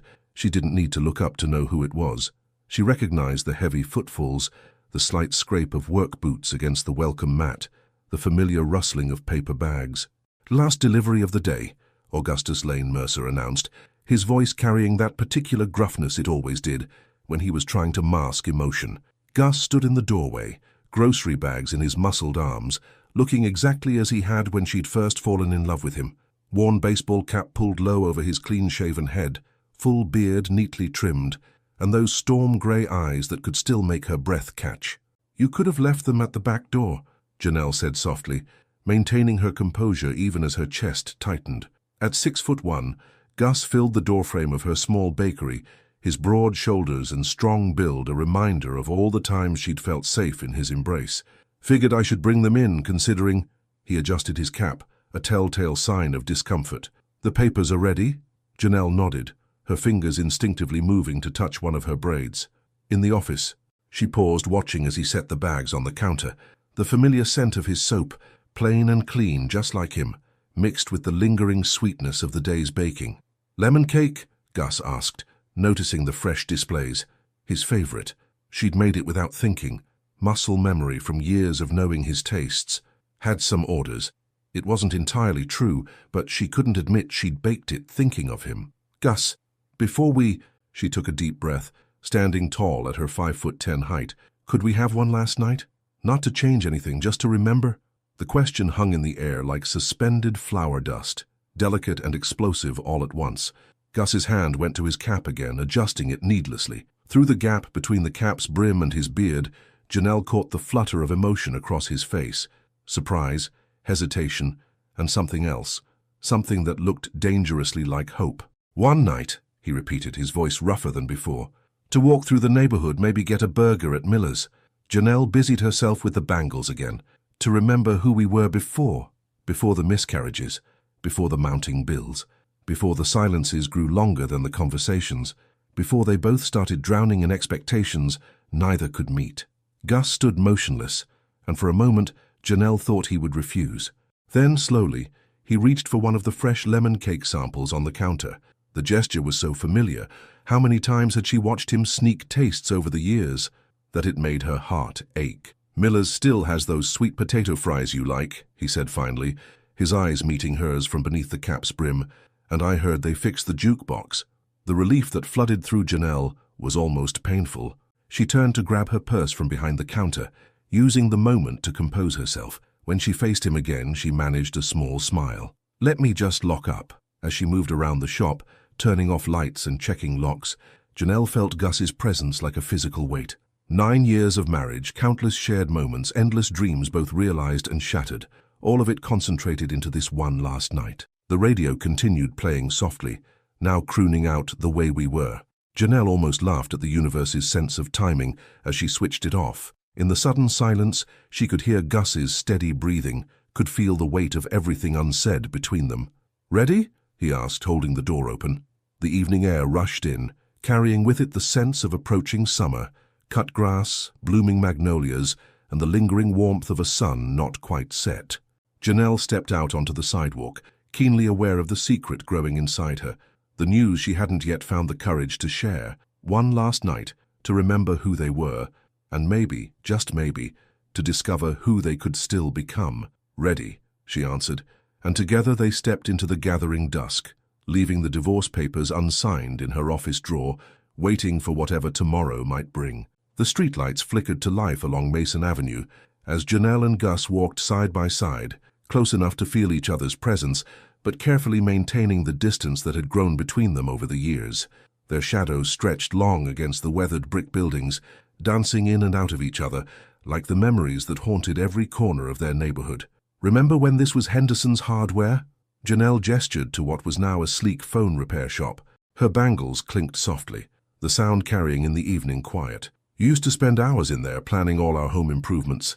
Gus adjusted his cap, a ghost of a smile visible beneath his beard. "Old man Henderson knew every nail and bolt in that place. He's the one who helped me find everything for that kitchen shelf I built you." His voice softened. "The one that took 3 attempts to hang straight. It was perfect by the 3rd try," Janelle said, her lips curving despite herself.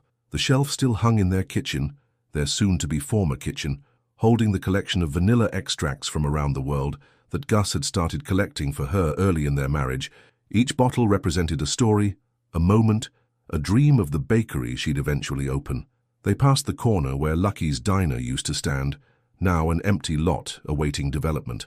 Janelle's hand unconsciously went to her stomach, remembering the countless late-night meals they'd shared there during her first attempts at starting her business. Gus had worked double shifts at the warehouse then, coming home with aching muscles, but never too tired to listen to her latest recipe ideas. "You think Miller's changed much?" Gus asked, breaking a momentary silence.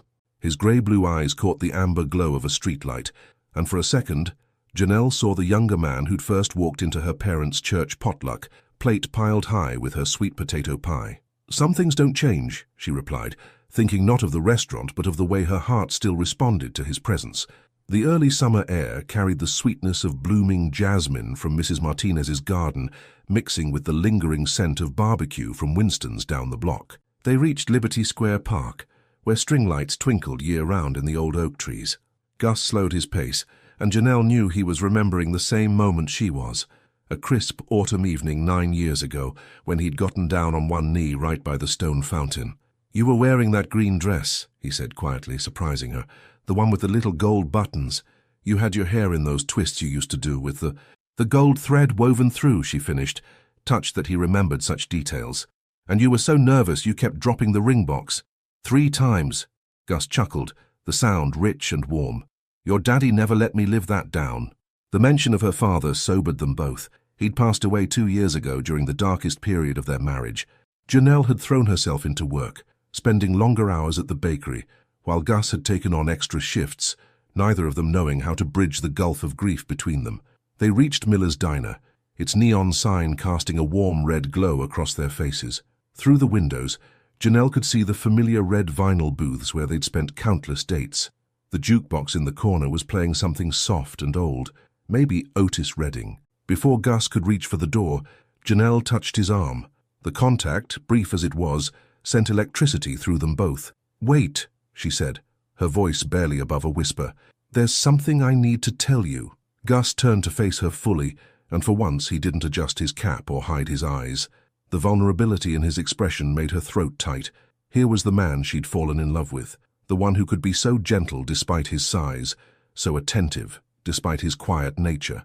"I've been trying to find the right moment," she continued, her fingers moving to her braids in that nervous gesture she couldn't control. The secret she carried felt suddenly heavy, pressing against her heart with the weight of all their shared dreams and disappointments. A group of teenagers burst out of the diner, laughing and pushing each other playfully, momentarily breaking the tension. Janelle watched them go, remembering when she and Gus had been that young, that carefree.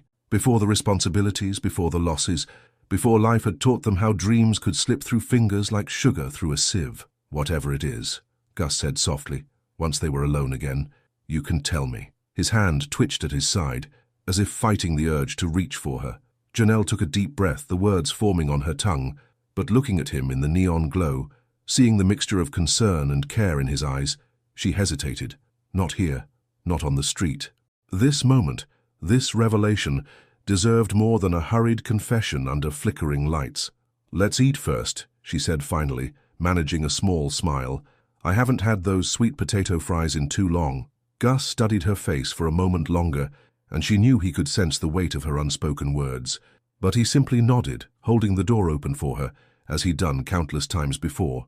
As they stepped into the warmth of Miller's, the familiar sense of coffee and grilled onions enveloping them, Janelle felt the baby flutter within her. Too early for real movement, just the phantom sensation of possibility. She watched Gus walk ahead to their usual booth, his broad shoulders straight despite the visible exhaustion in his stance, and silently prayed for the strength to tell him everything. The vinyl booth squeaked as they sat down, and somewhere in the diner, the jukebox started playing "Let's Stay Together" by Al Green. Janelle closed her eyes briefly, wondering if the universe was trying to tell her something, or if it was just laughing at them both. The red vinyl booth at Miller's embraced them like an old friend, its familiar creaks and worn edges telling stories of countless shared meals. Janelle slid her fingers across the laminate tabletop, tracing the same patterns she'd memorized over 9 years of date nights and early morning coffees. Across from her, Gus removed his cap for the first time that evening, a gesture that made her heart skip. In the diner's warm lighting, the smooth skin of his clean-shaven head gleamed softly, making him look somehow more vulnerable. "Still no menu needed?" Loretta, their longtime waitress, approached with a knowing smile creasing her weathered face. Her grey-streaked hair was pulled back in the same tight bun she'd worn for 20 years. "Sweet potato fries," they said in unison, then caught each other's eyes, sharing a moment of surprised amusement. "And a classic burger for the gentleman, medium well," Loretta continued, her pen hovering over her pad. "Mrs. Warren, your usual turkey club." Janelle's hand instinctively moved to her stomach. "Actually, I'll have the burger too, medium well." The change in order didn't escape either Gus's or Loretta's notice. Janelle had been a strictly turkey and chicken person for years, claiming red meat made her feel heavy. "Coming right up," Loretta said, her wise eyes lingering on them both before she turned away. She'd seen them through their courtship, their wedding celebration, and now unknowingly their last meal together as husband and wife, or what was supposed to be their last meal. Silence settled between them, filled with the ambient sounds of the diner, the soft clink of silverware, murmured conversations, and Sam Cooke crooning "Nothing Can Change This Love" from the newly repaired jukebox. Gus's fingers drummed a nervous pattern on the table, and without his cap to fidget with, his discomfort was more visible. "Remember our first time here?" he asked finally, his voice low and intimate despite the public setting. Janelle nodded, her braids shifting with the movement. "You were so worried about impressing me that you ordered everything extra spicy, even though I knew you couldn't handle heat. Tried to play it cool while my mouth was on fire." Gus chuckled, the sound warming her more than the diner's heat. "You pretended not to notice me downing water glass after water glass, until you finally admitted defeat and let me order you a milkshake." Janelle smiled, remembering how his tough guy facade had crumbled in that moment, revealing the sweet, honest man beneath. "Vanilla," they said together, and this time their shared laughter felt natural, unforced. Loretta returned with their drinks. Water for them both, no ice for him, lemon for her, exactly as they'd always ordered. The familiar gesture made Janelle's chest tight. How many small habits had they built together? How many tiny, precious routines were they about to dismantle? "Gus," she started, gathering her courage, but he spoke at the same time. "I've been thinking," he said, then gestured for her to continue. When she shook her head, he took a deep breath. "I've been thinking about what went wrong. Not the surface stuff, not the money problems or the long hours, but the real thing that broke us." Janelle's fingers found her wooden bangles, adjusting them as she waited. In 9 years of marriage, Gus had never been one to initiate deep emotional conversations. His love had always shown through actions, fixing things around the house, remembering her favorite foods, working extra shifts to support her dream of owning a bakery. "I stopped talking to you," he continued, his grey-blue eyes fixed on the table. "After the second miscarriage when we lost," his voice cracked slightly, and Janelle had to grip her bangles tight to keep from reaching for him. "I couldn't find the words. Kept thinking I had to be strong for you, had to keep it together, but all I did was leave you alone when you needed me most." The words hung between them, heavy with truth and unspoken grief. Janelle felt tears threatening but held them back, watching as Gus's strong hands clenched and unclenched on the table. "I did the same thing," she admitted softly. "When Daddy died, I couldn't handle both griefs at once. The babies, then him. It was easier to focus on the bakery, on things I could control. I left you alone too." Loretta appeared with their food, setting down plates loaded with burgers and generous portions of sweet potato fries. The interruption gave them both a moment to compose themselves, to wipe away tears before they fell. "Your father was so proud of you," Gus said once they were alone again. "That day you signed the lease on the bakery space, I thought his buttons would pop right off his Sunday suit." Janelle smiled at the memory, even as her heart ached. "He was proud of you too, you know.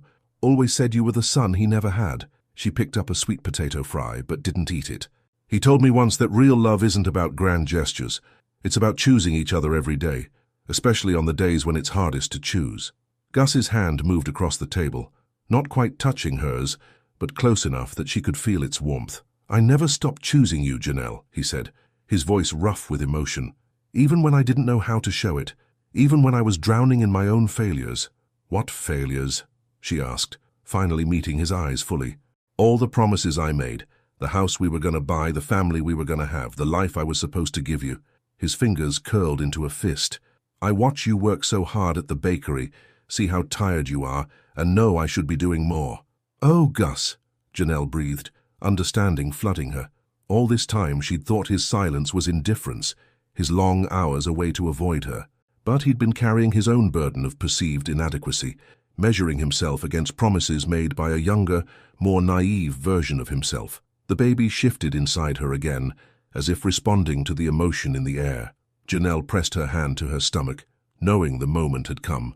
But before she could speak, Gus continued, his words rushing out like a breaking dam. "I know I don't deserve another chance.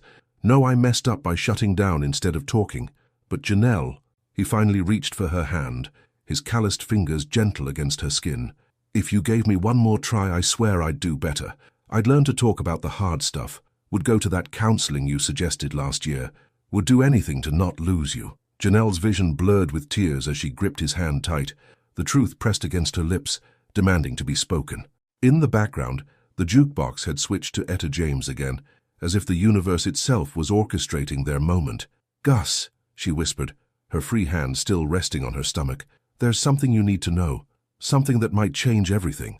The neon lights from Miller's sign painted Gus's face in soft reds and blues as they stood outside the diner, their dinner barely touched and packed in takeout containers. After Janelle's words, "something that might change everything," the cramped booth had felt too public, too confined for the magnitude of what needed to be said. Now they stood in the parking lot, the night air thick with humidity and anticipation. Gus had left his cap on the booth seat inside, his bare head reflecting the glow of the streetlights. Without that familiar shield, every emotion played clearly across his face. Hope, fear, and something that looked dangerously like love. "Remember that bench?" Janelle gestured toward Liberty Square Park across the street, her bangles clinking softly. "The one under the oak tree." Gus nodded, understanding in his eyes. It was their bench, the place where they'd sat after their first date, where they'd shared their first kiss, where they'd gone after each loss to hold each other in silence. They crossed the empty street together, their footsteps echoing in the quiet night. The park was deserted at this hour, the string lights in the trees creating a gentle canopy of stars above them. As they settled onto the worn wooden bench, Janelle felt the weight of every moment they'd shared here, pressing down on her shoulders. "Before I tell you," she began, her fingers instinctively finding her braids, "I need you to understand something. This isn't a trick or a trap. It's not something I planned to make you stay. It just happened. And I've been trying to find the right way to tell you for weeks."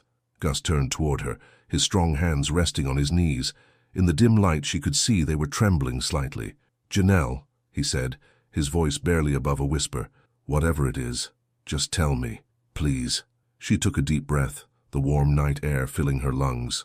Around them, crickets chirped their endless summer song, and somewhere in the distance a car horn honked, the ordinary sounds of their neighborhood continuing, as if this moment wasn't about to change everything. "I'm pregnant," she said finally, the words falling into the space between them like stones into still water. 8 weeks. The silence that followed was absolute. Even the crickets seemed to pause. Janelle watched as Gus's face went through a cascade of emotions: shock, disbelief, fear, wonder. His breathing became shallow, and his hands gripped his knees so hard his knuckles turned white. 8 weeks, he repeated, his voice hoarse. That night, after the Valentine's Day bake sale, Janelle nodded, remembering. It had been their first intimate moment in months, a rare evening when exhaustion and grief had given way to something else, a desperate need to feel connected again. They'd both been vulnerable, their defenses lowered by memory and moonlight. "I found out 3 weeks ago," she continued, her hand moving instinctively to her stomach. "I've had 2 appointments already. Everything." Her voice caught, remembering the terror of waiting for test results. "Everything looks good. Strong heartbeat. All the right measurements." Gus made a sound, something between a gasp and a sob, and suddenly his large frame was shaking. He bent forward, elbows on his knees, head in his hands, and began to cry. Not quiet tears, but deep, body-racking sobs that tore through the night air. Janelle had seen Gus cry only twice before. At their wedding, when she'd walked down the aisle, and after their second miscarriage, when he'd thought she was asleep. Now she watched as all his carefully constructed walls crumbled, years of suppressed emotion pouring out under the twinkling lights of their park. "I'm scared too," she whispered, reaching out to place her hand on his broad back. She could feel his muscles trembling beneath his shirt. "After everything we've been through, I can't lose another one," he choked out, raising his head to look at her. His grey-blue eyes were red-rimmed and desperate. "I can't watch you go through that again. I can't." "The doctor says this one's different," Janelle said, trying to keep her voice steady, even as tears rolled down her own cheeks. All the markers are strong. But Gus, I need you to hear me. I'm not telling you this to force your hand. If you still want the divorce— No, he cut her off, straightening up suddenly. His face was wet with tears, but there was a fierce determination in his expression. No divorce. Not unless it's what you want. But Janelle, I need to know, do you still love me? Not just because of the baby, but me. The man I am, even with all my failures. Janelle's hand found his cheek, her thumb brushing through his beard to wipe away tears. I never stopped loving you, Augustus Lane Mercer, even when I couldn't reach you, even when we were both drowning in silence. That's what made it hurt so much, loving you and not knowing how to bridge the gap between us. Gus leaned into her touch, his eyes closing briefly. When he opened them again, there was a clarity there she hadn't seen in years.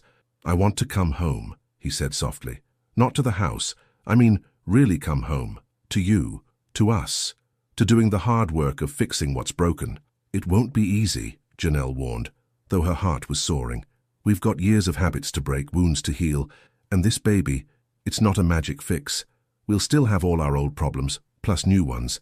I know, he nodded, reaching up to cover her hand with his, but I want to try, really try this time, with counseling, with talking, with everything. And I want to start by telling you something I should have said every day. I'm proud of you, Janelle Denise Warren. Proud of your strength, your business, your heart. Proud to be your husband if you'll still have me. A sob escaped Janelle's throat, and suddenly she was in his arms, her face pressed against his chest, breathing in the familiar scent of his soap and skin. His strong arms wrapped around her, gentle despite their power, one hand cradling the back of her head, while the other spread protectively across her still flat stomach. We'll need help, she murmured against his shirt. Professional help. And we'll need to learn to talk about the hard things, the losses, the fears, all of it. Whatever it takes, Gus promised, his voice rumbling in his chest beneath her ear. I'm not running anymore. Not from the pain, not from the work, and definitely not from you. Above them, the string lights twinkled like stars, witnesses to this moment of renewal. The bench beneath them held the weight of their history, the joy, the grief, the love that had never truly died. And between them, tiny but mighty, a new life grew, not a solution but a possibility, a reason to try again with open eyes and braver hearts. The walk home from Liberty Square Park felt different, as if the very air around them had shifted. Their takeout containers from Miller's swung gently in the plastic bag at Gus's side, his other hand tentatively intertwined with Janelle's.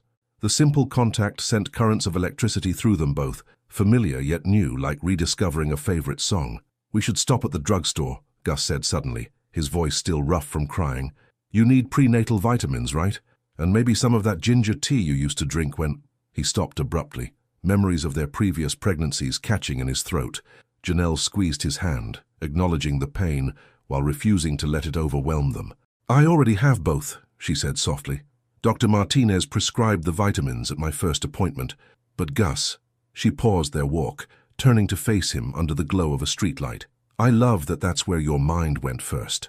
Not to the problems or the fears, but to taking care of us. His grey-blue eyes shimmered with emotion as he looked down at her. Without his cap to hide behind, every feeling played across his face.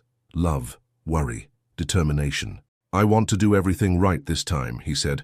Not just with the baby, but with us, all of it. They resumed walking, passing the closed storefronts of their neighborhood. The old movie theater's marquee cast multicolored shadows across their path, and the smell of fresh bread from the overnight bakery at Martinelli's filled the air. Every landmark held a memory. The corner where they'd danced in a summer rain shower, the stoop where they'd shared coffee on Sunday mornings, the alley where they'd once argued so fiercely about money that Mrs. Rodriguez had threatened to call the police. Remember what you said earlier?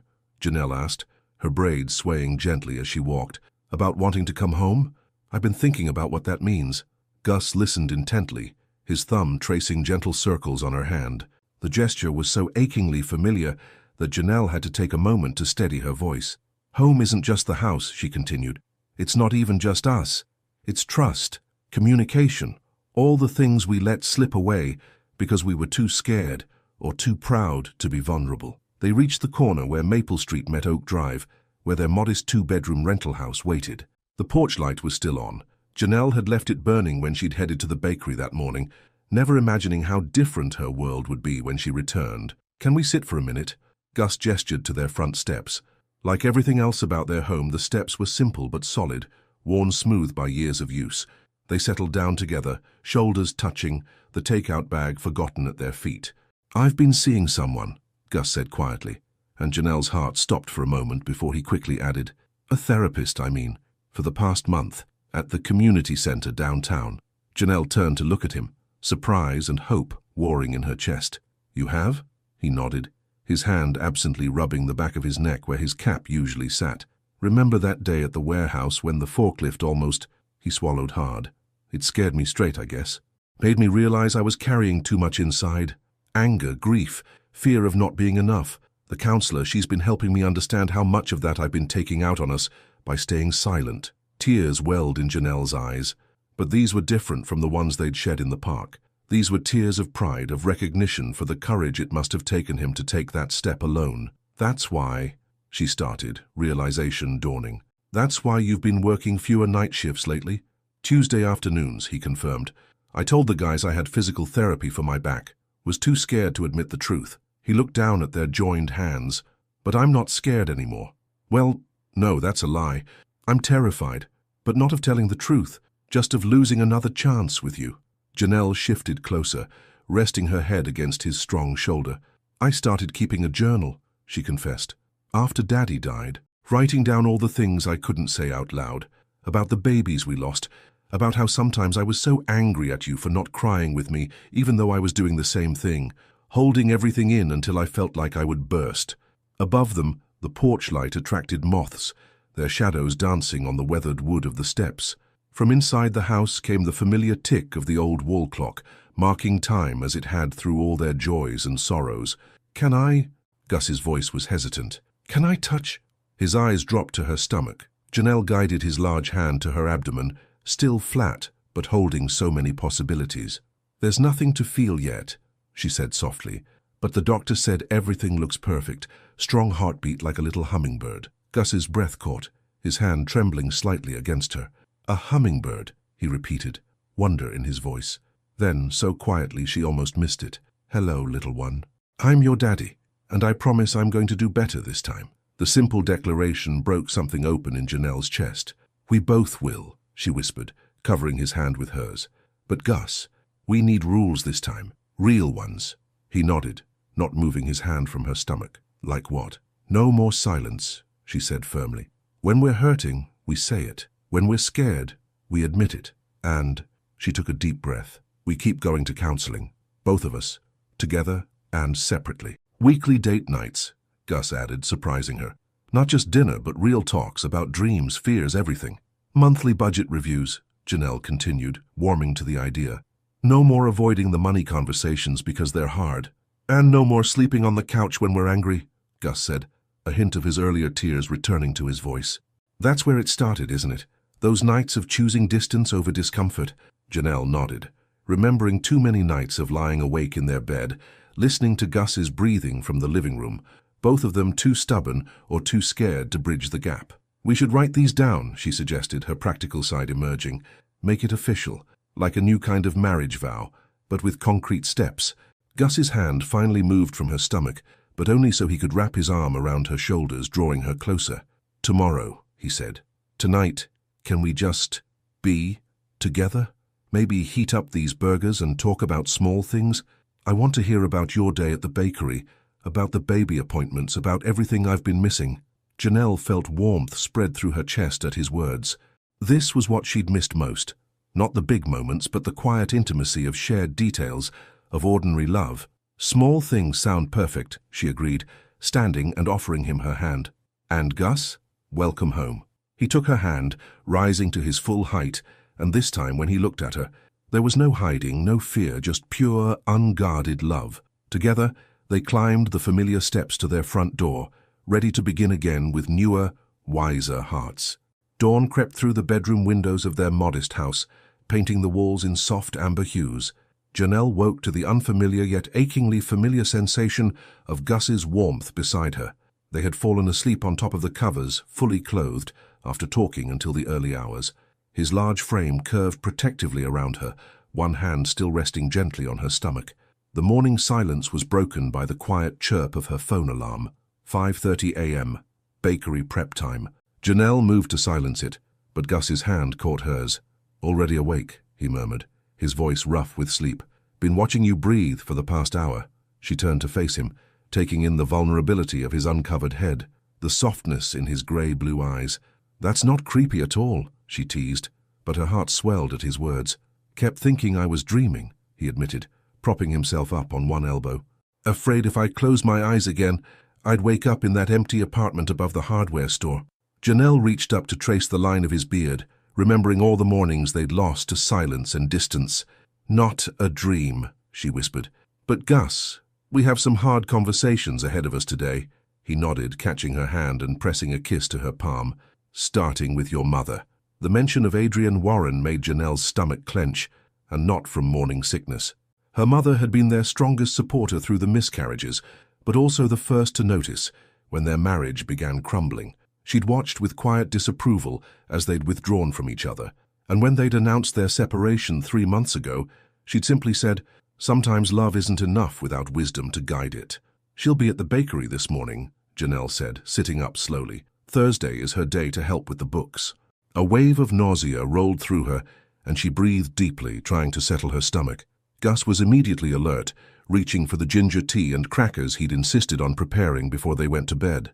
"Here," he said, helping her sit up against the headboard. "Small sips, remember?" The tenderness in his gesture brought tears to her eyes. Damn hormones. But she managed to smile. "You remembered everything," he said softly. "I remembered everything, Janelle. Just couldn't find the words to show you." As the nausea subsided, Janelle sipped her tea and watched Gus move around their bedroom, gathering fresh clothes from the dresser they'd nearly emptied when he'd moved out. He'd kept his movements quiet, almost hesitant, as if afraid to disturb the fragile piece they'd rebuilt. "Wear the blue shirt," she suggested, pointing to his favorite work shirt hanging in the closet, "the one that matches your eyes. If we're facing Mama, we need all the help we can get." He smiled, but she could see the nervousness in his movements as he changed. "Should we tell her about—" His eyes dropped to her stomach. "Not yet," Janelle said firmly. "Let's get through the reconciliation news first. The baby, that's something we hold close for a little while, just ours." Gus nodded, understanding in his expression. They'd learned the hard way about sharing pregnancy news too early, about the pain of having to untell people after loss. This time, they'd wait until they were past the first trimester, until the doctor gave them the all-clear. While Janelle showered and dressed, Gus made breakfast. Simple scrambled eggs with toast, remembering how heavy foods had triggered her morning sickness in previous pregnancies. The domesticity of the moment struck her as she entered the kitchen, her braids still damp from the shower. "I called Reed at the warehouse," Gus said, sliding a plate toward her. "Told him I'm taking a personal day. Thought maybe we could go to that counselor I mentioned. Together. After we talked to your mother." Janelle paused with her fork halfway to her mouth, touched by his initiative. "You'd do that? Take off work. Nothing's more important than fixing us," he said simply. Should have realized that months ago. They ate in comfortable silence, the morning sun streaming through the kitchen window, highlighting the dust motes dancing in the air. The wall clock ticked steadily, marking the moments until they'd have to face the world outside their reconciled bubble. "We should write down those rules we talked about," Janelle said, pushing her half-eaten eggs around her plate. "Before we tell anyone, make it real." Gus reached for the notepad they kept by the phone, the one that used to hold their separate grocery lists and brief practical notes about bills or appointments. Now it would hold their new beginning. Together, they drafted their promises. 1. No more silence. Speak the hard truths with love. 2. Weekly counseling sessions, both joint and individual. 3. Regular date nights for real conversation. 4. Monthly financial reviews and shared goals. 5. No sleeping apart when angry. Face conflicts together. 6. Daily check-ins about feelings, fears, and hopes. 7. Respect for each other's healing process and timing. 1 more, Gus said, his hand steady as he wrote. 8. Remember that love needs both roots and wings. Stay grounded in truth while reaching for growth. Janelle blinked back tears at his words. When did you become a poet? Tuesday therapy sessions, he smiled sheepishly. Doc's big on metaphors. The clock struck 6, and reality beckoned. The bakery needed opening, and somewhere across town, Adrienne Warren was preparing for her Thursday morning routine, unaware that her daughter and son-in-law's carefully planned divorce had transformed into an unexpected renewal. "Ready?" Janelle asked, standing and gathering her purse and keys. Gus reached for his cap on the hook by the door, then deliberately put it back. "No more hiding," he said, though she could see the effort it cost him. "Not from your mother, not from anyone." As they stepped onto the porch, the morning air was thick with possibility. Their neighborhood was waking up, Mrs. Rodriguez watering her roses, the Williams kids waiting for the school bus, Mr. Patterson walking his ancient golden retriever. Everything looked the same, but everything had changed. "Whatever she says," Gus murmured as they walked toward the car. "Whatever anyone says, I'm not running again." Janelle took his hand, feeling the strength and trembling in his grip. "We're not running," she corrected gently. "Not anymore. We're walking forward, together." The sun rose fully over their street as they drove toward the bakery, toward Adrienne Warren, toward their first test as a reunited couple. In Janelle's mind, their new promises mixed with her mother's words. Sometimes love isn't enough without wisdom to guide it. But maybe, just maybe, they had finally found both. Sweetness and Light Bakery was already alive with morning preparations when Janelle and Gus arrived. Through the window, they could see Adrienne Warren's tall, elegant figure moving efficiently behind the counter, her silver-streaked locks pulled back in a neat bun. She wore her usual Thursday outfit, a crisp button-down shirt, pressed slacks, and the pearl earrings that had been her own mother's. "She's early," Janelle murmured, her hand tightening on Gus's. "Mama's never early unless she's worried about something." Gus squeezed her hand reassuringly, though she could feel the tension in his grip. "Maybe she sensed a disturbance in the force," he attempted to joke, earning a small smile from Janelle despite her nerves. The bell above the door chimed as they entered, its cheerful sound at odds with the sudden stillness that fell over the bakery. Adrienne looked up from the ledger she was reviewing, her dark eyes taking in their joined hands, Gus's uncovered head, the way they stood together. For a long moment, the only sound was the quiet hum of the industrial ovens warming up for the day. "Well," Adrienne said finally, her rich voice carrying that particular tone that had struck fear into Janelle's heart since childhood, "I see we're changing the script this morning." Marcus, their young morning baker, chose that moment to emerge from the kitchen with a tray of fresh croissants. He took one look at the tableau before him and wisely retreated, the kitchen door swinging shut behind him. "Mama," Janelle began, but Adrienne held up one elegant hand. "Kitchen," she commanded, closing the ledger with precise movements. "All three of us, now." They followed her through the swinging door, past Marcus, who suddenly became very interested in his pastry lamination, and into the small office that doubled as a break room. Adrienne settled into the worn armchair that everyone knew was unofficially hers, leaving Janelle and Gus to sit on the small love seat across from her.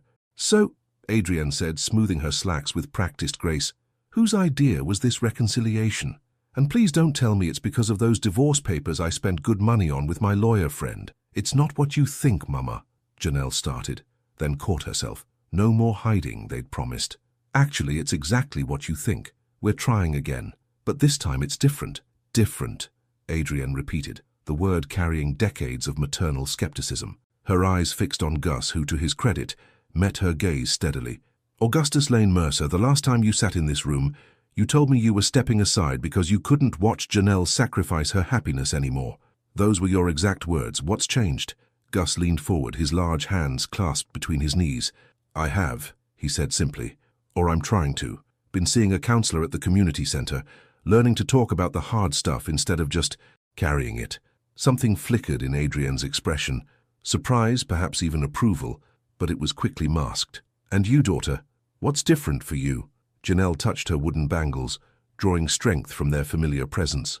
"I've learned that sometimes the biggest sacrifice is refusing to fight for what matters. Gus and I, we stopped fighting for us. We let grief and silence build walls between us, but now we're choosing to tear those walls down." "With what tools?"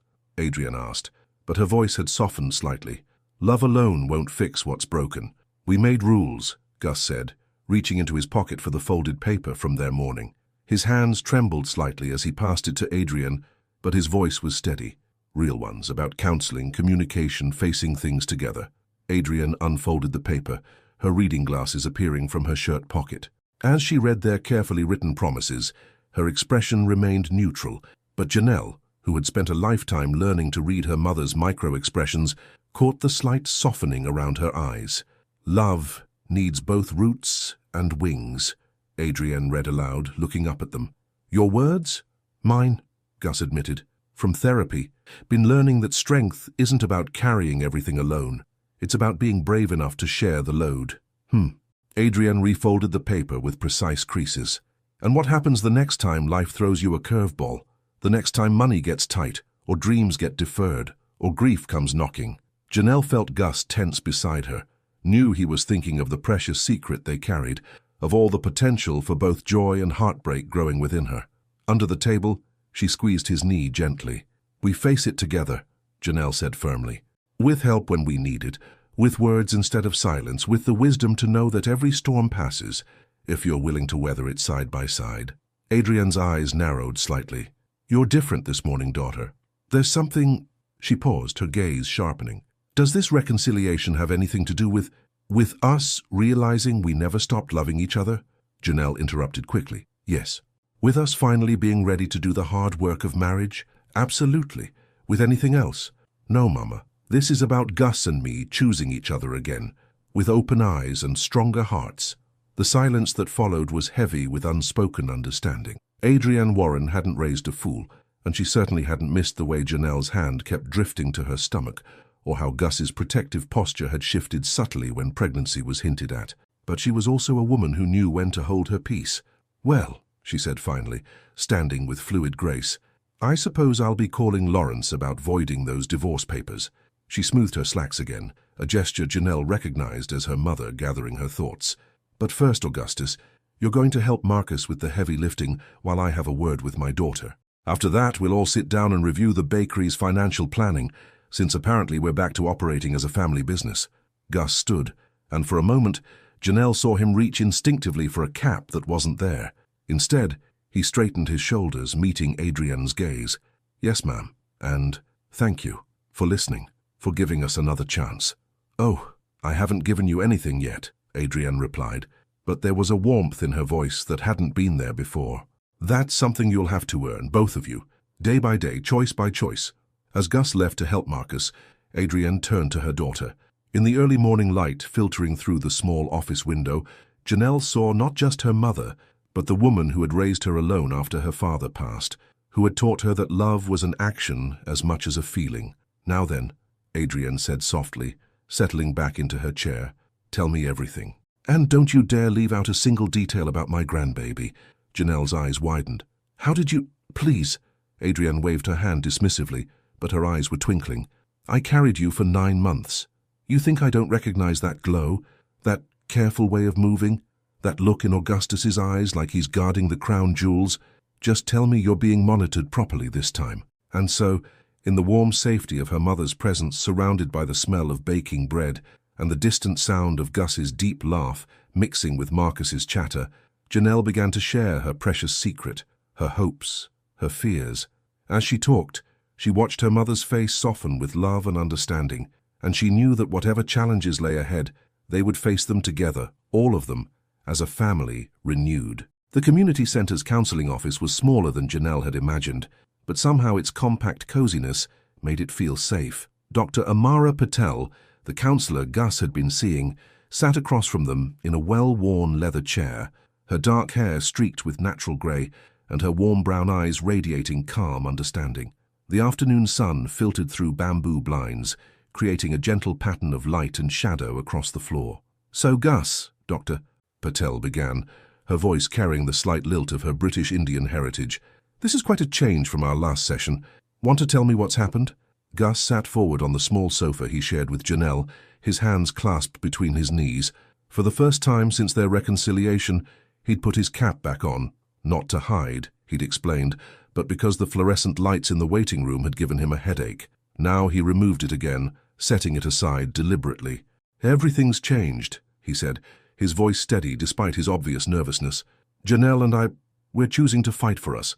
Really fight this time, with help and hard work and... He glanced at Janelle, love and worry mingling in his expression, and some unexpected blessings. Dr. Patel's eyes moved between them, noting their joined hands, the protective way Gus angled his body toward Janelle, the subtle glow in Janelle's face. I see, she said softly. And Janelle, this is your first time in therapy? Yes, Janelle admitted, adjusting her bangles. I always thought I could handle everything myself. That being strong meant not needing help. But watching Gus take this step, seeing how it's helped him learn to open up, she squeezed his hand. It made me realize that maybe being strong sometimes means admitting you can't do it alone. That's a powerful insight, Dr. Patel nodded. And what brings you both here today? What do you hope to achieve together? They shared a look, remembering their list of promises from that morning. Janelle spoke first, her voice clear and determined. We need to learn how to be us again. Not who we were before the losses, before my father died, before life got so heavy, but who we are now with all our scars and hopes. And her free hand drifted to her stomach before she caught herself. Dr. Patel's gentle smile suggested she hadn't missed the gesture. Gus has been doing important work here on expressing emotions and processing grief. Would you be comfortable sharing some of that journey with Janelle? Gus took a deep breath, his grip on Janelle's hand tightening slightly. Last session, we talked about the moment I knew I was losing myself. It was after we lost the second baby. I was in the warehouse stacking pallets, and I heard this song on the radio, the one that played at our wedding, remember, Janelle? At last? Janelle nodded, tears pricking at her eyes as she remembered their first dance as husband and wife, how safe she'd felt in his arms. I had to go sit in my truck, Gus continued, his voice rough with emotion. Couldn't stop crying, but when I got home that night, I acted like everything was fine. Didn't tell you about breaking down, didn't share that grief. Doc here helped me understand that every time I did that, every time I tried to be strong by being silent, I was actually building a wall between us. And how does it feel sharing that now? Dr. Patel asked gently. Terrifying, Gus admitted, but also lighter, like maybe I don't have to carry it all alone anymore. Janelle wiped away tears with her free hand. I did the same thing when Daddy died. Threw myself into the bakery, stayed late doing inventory, anything to avoid coming home and facing the empty space he left. I thought I was protecting you from my grief, but really, I was just running from it. That's very insightful, Janelle, Dr. Patel said. Both of you turned away from each other in moments of pain, thinking you were being strong for the other person, but now you're choosing to turn toward each other instead. That's a significant shift. We made promises, Gus said, reaching into his pocket for their folded list. Real ones about how we're going to do things differently. As Dr. Patel read their list, Janelle felt a wave of nausea rise unexpectedly. She breathed deeply, trying to control it, but Gus noticed immediately. Without a word, he reached into his other pocket and produced a packet of crackers and a small bottle of ginger ale. The gesture was so natural, so caring, that it brought fresh tears to her eyes. I see you're already practicing that attentiveness you mentioned, Dr. Patel observed, handing back their list. But I want to address something important. Janelle, you're pregnant, aren't you? The question hung in the air for a moment before Janelle nodded. 8 weeks, she said softly. We haven't told many people yet, after our previous losses. That's why this work is more important than ever, Dr. Patel said firmly. You're not just rebuilding your marriage. You're preparing to face either great joy or potential heartbreak together. We need to make sure you have the tools to weather whatever comes, supporting each other rather than turning away in fear. How do we do that? Gus asked, his voice thick with emotion. How do we hope without being terrified? We start with honest communication, complete openness about fears and hopes. No more protecting each other through silence. Dr. Patel leaned forward slightly. Let's try something. Janelle, tell Gus your biggest fear right now. Not about the marriage, but about the pregnancy. The thing you've been afraid to say out loud. Janelle felt her heart race, but she turned to face her husband. I'm scared that if we lose this baby too, you'll retreat again, that the grief will be too much, and you'll go back to hiding behind silence. And I can't do that again, Gus. I can't lose both of you.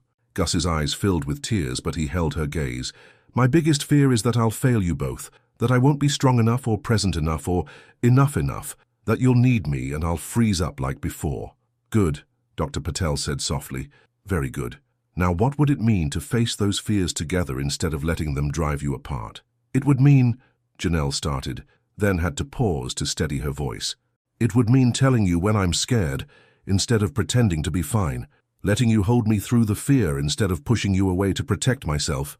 And it would mean, Gus added, bringing their joined hands to his heart, that I promise to stay right here no matter what happens, to cry with you if we need to cry, to hope with you when we can hope, to face whatever comes together. Dr. Patel watched them with approval. That's exactly right. Each session, we'll work on building these communication skills, on processing old grief while preparing for new possibilities. But for now, I want you to practice something at home. Each night before bed, I want you to share one fear and one hope about the future, no matter how small or how huge. Can you do that?" They both nodded, and Janelle felt something shift inside her, not the baby, it was too early for that, but something equally precious. Hope, taking root alongside their love, growing stronger with each moment of shared truth. As they left the community center an hour later, stepping into the warm afternoon sunlight, Gus kept his cap in his hand instead of putting it back on. "That was harder than I expected," he admitted. "But good hard, like kneading bread dough. You have to work it to make it right." Janelle smiled at his baker's metaphor. "Speaking of which, we should stop by the grocery store. I'm craving your mother's cornbread recipe, something fierce." "Yeah?" Gus's face lit up at the memory of his mother's cooking. Maybe we could invite your mama over for dinner.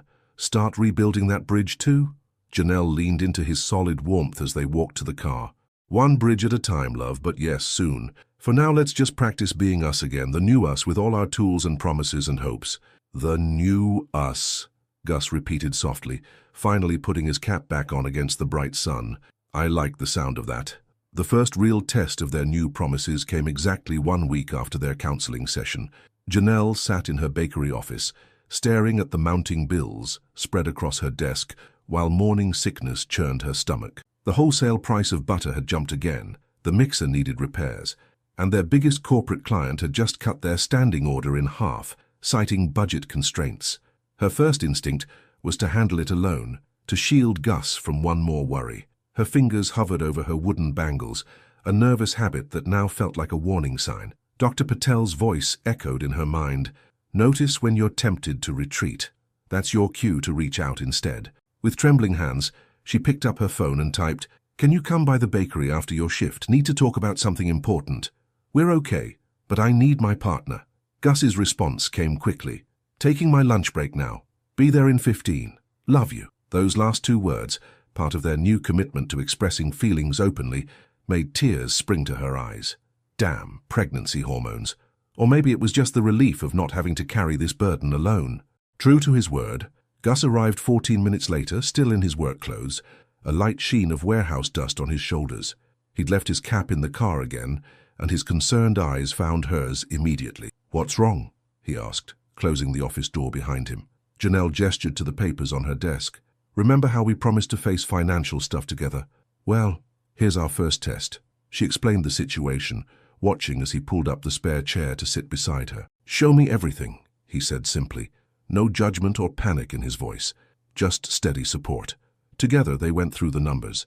Gus asked thoughtful questions, his large hands gentle as he handled the papers that represented her dream. When they reached the final tally, he didn't immediately try to solve everything, another change from their old patterns. "How are you feeling about all this?" he asked instead, turning to face her fully. Janelle felt her throat tighten. "Scared," she admitted. "Not just about the money. I'm scared this stress isn't good for the baby. Scared I'm failing at everything at once. The business, our fresh start, this pregnancy." "Hey," Gus's voice was soft but firm as he took her hands in his. "Remember what Doc Patel said about spiraling fears? Let's break this down together. What's the immediate problem we can tackle first?" Janelle took a deep breath, grateful for his steadying presence. "The mixer. Without it working properly, we can't maintain our current output, let alone grow." "Okay," Gus nodded. "I might have a solution for that part. Remember my buddy Lewis from the warehouse? His brother-in-law repairs commercial kitchen equipment, but..." He hesitated, and Janelle could see him fighting old habits of silence. "But what? We promised honesty, remember? But I'd have to pull from my personal savings to cover it. The money I've been setting aside for..." He swallowed hard. "For a down payment. On a house. I've been saving since we first talked about starting a family, even through everything. Wanted to surprise you when the time was right." Janelle felt fresh tears spring to her eyes. "You've been saving all this time. Every overtime shift," he admitted. "But this is more important. The bakery is our foundation. A house can wait." "No," Janelle shook her head firmly. "We need to think long-term now. For the baby. Maybe there's another way." She pulled up the bakery's schedule on her computer. "Look, if we adjusted our hours slightly, opened an hour later but stayed open later for the after-work crowd." They spent the next hour problem-solving together, their heads bent close over the papers. Every time one of them started to retreat into old patterns, Janelle trying to shoulder too much, Gus attempting to fix everything alone, they gently called each other out, remembering their promises.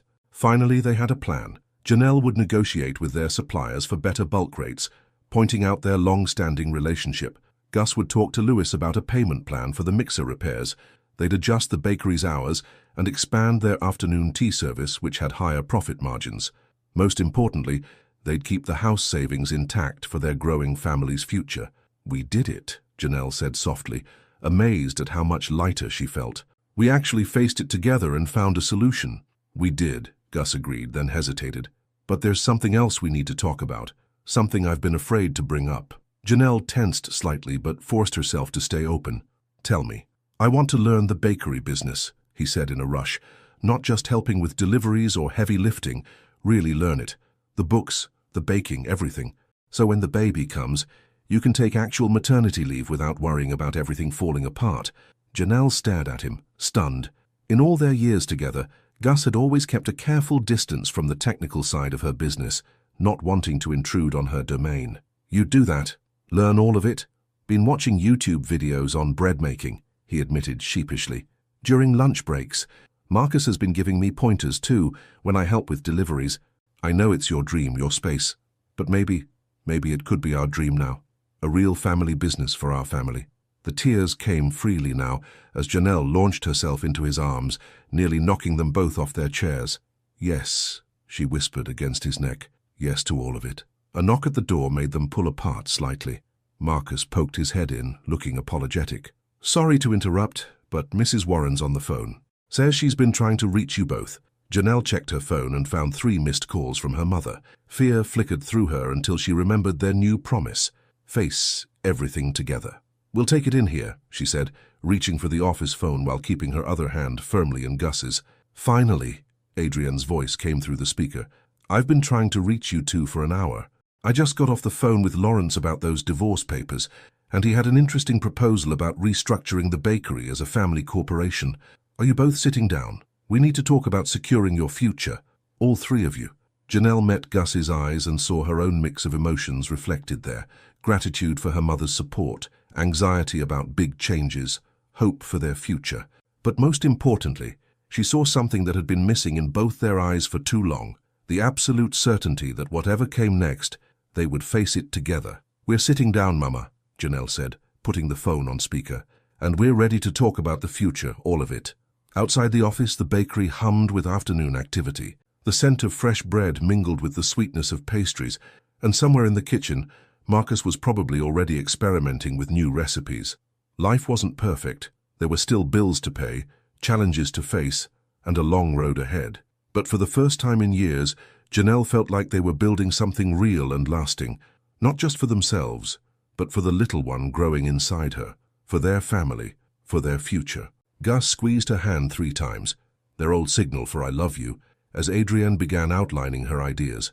And in that moment, surrounded by the sense of her bakery and the strength of her husband's love, Janelle knew that they had finally found their way back to each other, stronger and wiser than before. 3 weeks after their reconciliation, the key moment they'd been waiting for arrived: the ultrasound room at Dr. Martinez's office was dimly lit, the morning sun barely peeking through the blinds. Janelle lay on the examination table, her hand gripping Gus's so tightly, her bangles pressed into both their wrists. 12 weeks. They'd made it to 12 weeks. "Ready to see your little one?" Dr. Martinez asked, her kind eyes crinkling at the corners as she prepared the ultrasound equipment.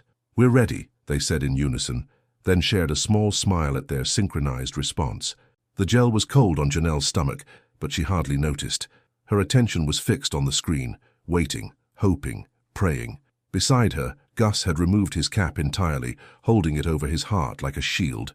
And then they heard it, the rapid, rhythmic whooshing that filled the small room, their baby's heartbeat strong and steady as a drummer keeping time. "There we go," Dr. Martinez said softly, moving the wand slightly. "Look at that beautiful heartbeat. Everything's measuring perfectly for 12 weeks. Janelle felt Gus's hand tremble in hers as they stared at the screen. The small figure was clearly visible, nothing like the faint shadows they'd seen in previous pregnancies. This one was dancing, literally dancing, tiny limbs moving in what looked like a private celebration. "Our little hummingbird," Gus whispered, his voice thick with tears. "Look at those moves." "Takes after their daddy," Janelle managed through her own tears, remembering how they'd first met at a church dance, Gus surprising everyone with his smooth steps despite his size. Dr. Martinez smiled as she took measurements, confirming what they'd hardly dared to hope. Everything was progressing exactly as it should. The baby was strong, healthy, thriving. "Would you like some pictures to take home?" she asked, already knowing the answer. 20 minutes later, they sat in their car in the hospital parking lot, neither ready to leave just yet. The strip of ultrasound photos lay between them on the console, physical proof of their miracle. "We're really doing this," Janelle said softly, her hand resting on her still flat stomach. "All of it. The baby, the bakery, us." Gus picked up the photos with reverent hands. "Speaking of the bakery, I have something to show you. If you're up for a drive?" Curiosity piqued, Janelle nodded. They drove through their neighborhood, past Miller's Diner where they'd begun their reconciliation, past Liberty Square Park where they'd shared their truths. But instead of turning toward the bakery, Gus continued until they reached the old Mason Street shopping center. "Gus?" Janelle questioned as he parked in front of a vacant storefront. The windows were papered over, but the prime corner location caught her eye immediately. "Come on," he said, a nervous excitement in his voice as he helped her from the car. "Your mama helped me set this up." He produced a key that looked suspiciously like it had been cut recently, and opened the front door. Inside, the space was empty but full of possibility. High ceilings, large windows, and most importantly, "Is that a professional kitchen?"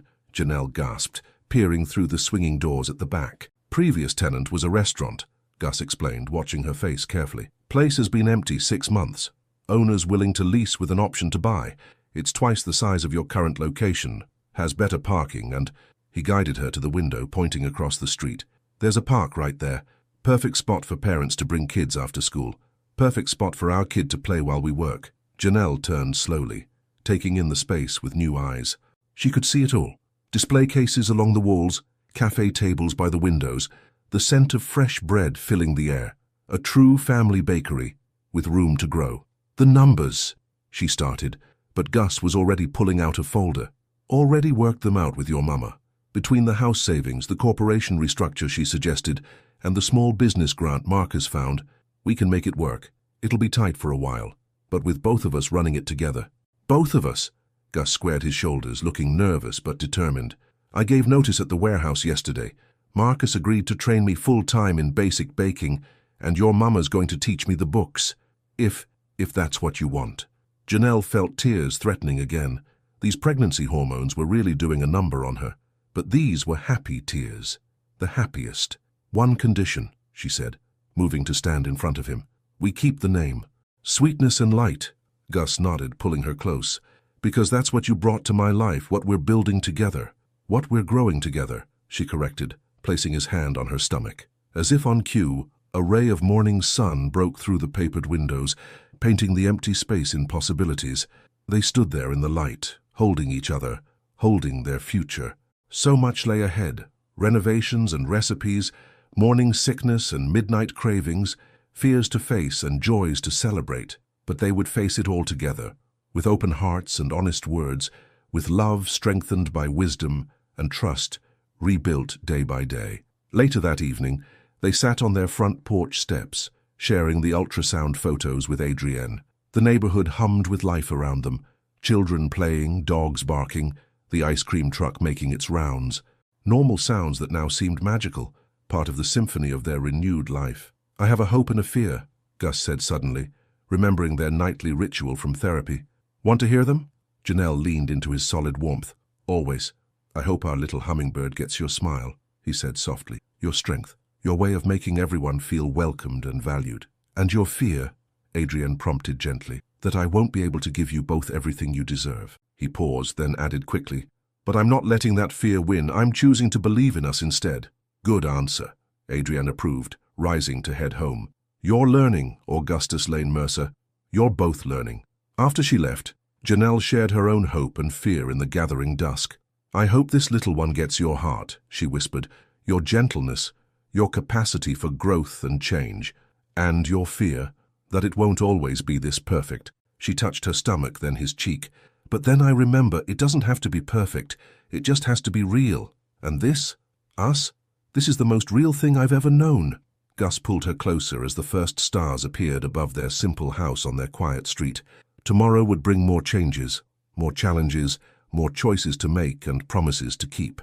But tonight, they simply sat together in the soft evening air, listening to the neighborhood settle into night, dreaming of their expanded bakery, their growing family, their love made stronger through almost losing it. And somewhere inside Janelle, their little hummingbird danced on, keeping time to the rhythm of their renewed hearts, celebrating this sweet beginning of their ever after. 6 months later, the new Sweetness and Light bakery glowed like a beacon in the early December morning, strings of warm white lights twinkling in the windows. Inside, Gus worked steadily at the center island, his movements confident as he shaped loaves of sourdough, his specialty since completing his training with Marcus. His cap hung on a hook by the door, gathering a light dusting of flour, no longer needed as a shield. The baby monitor on the counter crackled with soft breathing sounds from the newly created office nursery, where their 2-month-old daughter, Amara Grace Mercer, slept peacefully. They'd named her after Dr. Patel, who'd helped save their marriage, and Janelle's father's middle name. In the quiet moments of dawn, Gus often found himself pausing his work just to listen to those tiny breaths, each one a reminder of how close they'd come to losing everything, and how much sweeter life was for having fought to save it. "Those look perfect," Janelle's voice came from behind him as she entered through the swinging doors, her braids now styled in a crown around her head to keep them safe during baking. She'd returned to work part-time 3 weeks ago, easing back into the rhythm of their growing business while balancing the demands of new motherhood.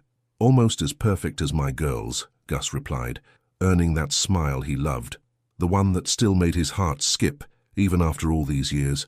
He wiped his hands on his apron and pulled her close, both of them swaying slightly in the quiet morning light.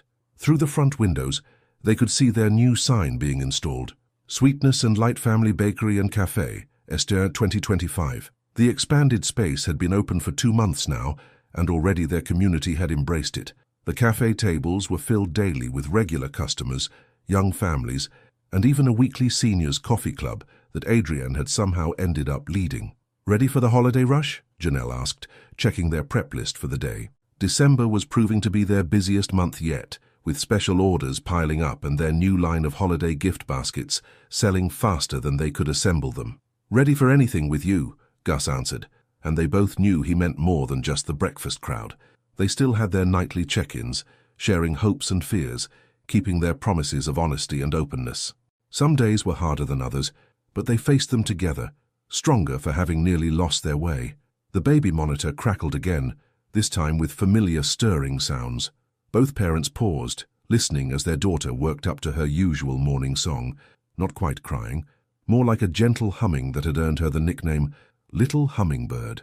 "I'll get her," they said in unison, then laughed. Some habits never changed.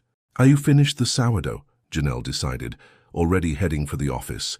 "Marcus will be here soon to start the croissants, and Mama's coming in early to help with the gift baskets." Gus caught her hand before she could go, pulling her back for one more kiss. "Hey," he said softly, "have I told you today that choosing us was the best decision we ever made?" Janelle's free hand went to the wooden bangles she still wore, no longer as a nervous habit, but as a reminder of their journey. "You tell me every day, Augustus Lane Mercer, and every day I fall a little more in love with the man you've become." The first hints of sunrise were painting the sky outside their windows as Janelle went to fetch their daughter. Gus returned to his bread-making, his movements sure and steady, his heart full. On the wall beside him hung 3 framed items, their list of promises from that pivotal morning. Now slightly flour-dusted but still clear, their first family photo with Amara, taken right in this kitchen, and a small handwritten note that simply read, "Love needs both roots and wings." They had both now, he thought, as he heard Janelle's voice softly singing to their awakening daughter. Strong roots in the foundation they'd rebuilt together, and wings made stronger by the trust they'd learned to place in each other.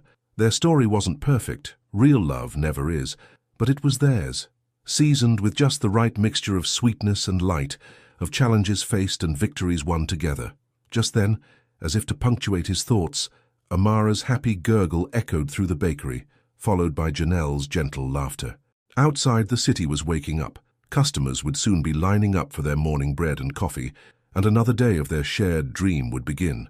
But for now, in these quiet moments before dawn, Gus simply breathed in the scent of fresh bread and new beginnings, grateful for second chances, for love that perseveres, and for the courage to choose each other every single day. The end. Based on this moving story of love, overcoming and starting over between Janelle and Gus, I would like to ask a profound question for reflection. If you were in Janelle's or Gus's shoes, about to sign the divorce papers after years of silence and pain, would you have the courage to give love one last chance? In a world where it's easier to give up than to fight, would you believe that the power of true communication and emotional vulnerability could rescue a relationship that seemed lost? Your participation in the channel is very important. Please leave your opinion in the comments. Thank you so much for watching until the end. If you enjoyed this story, don't forget to subscribe to the channel, leave a like, and comment your thoughts. Your participation is very important to us. See you next time.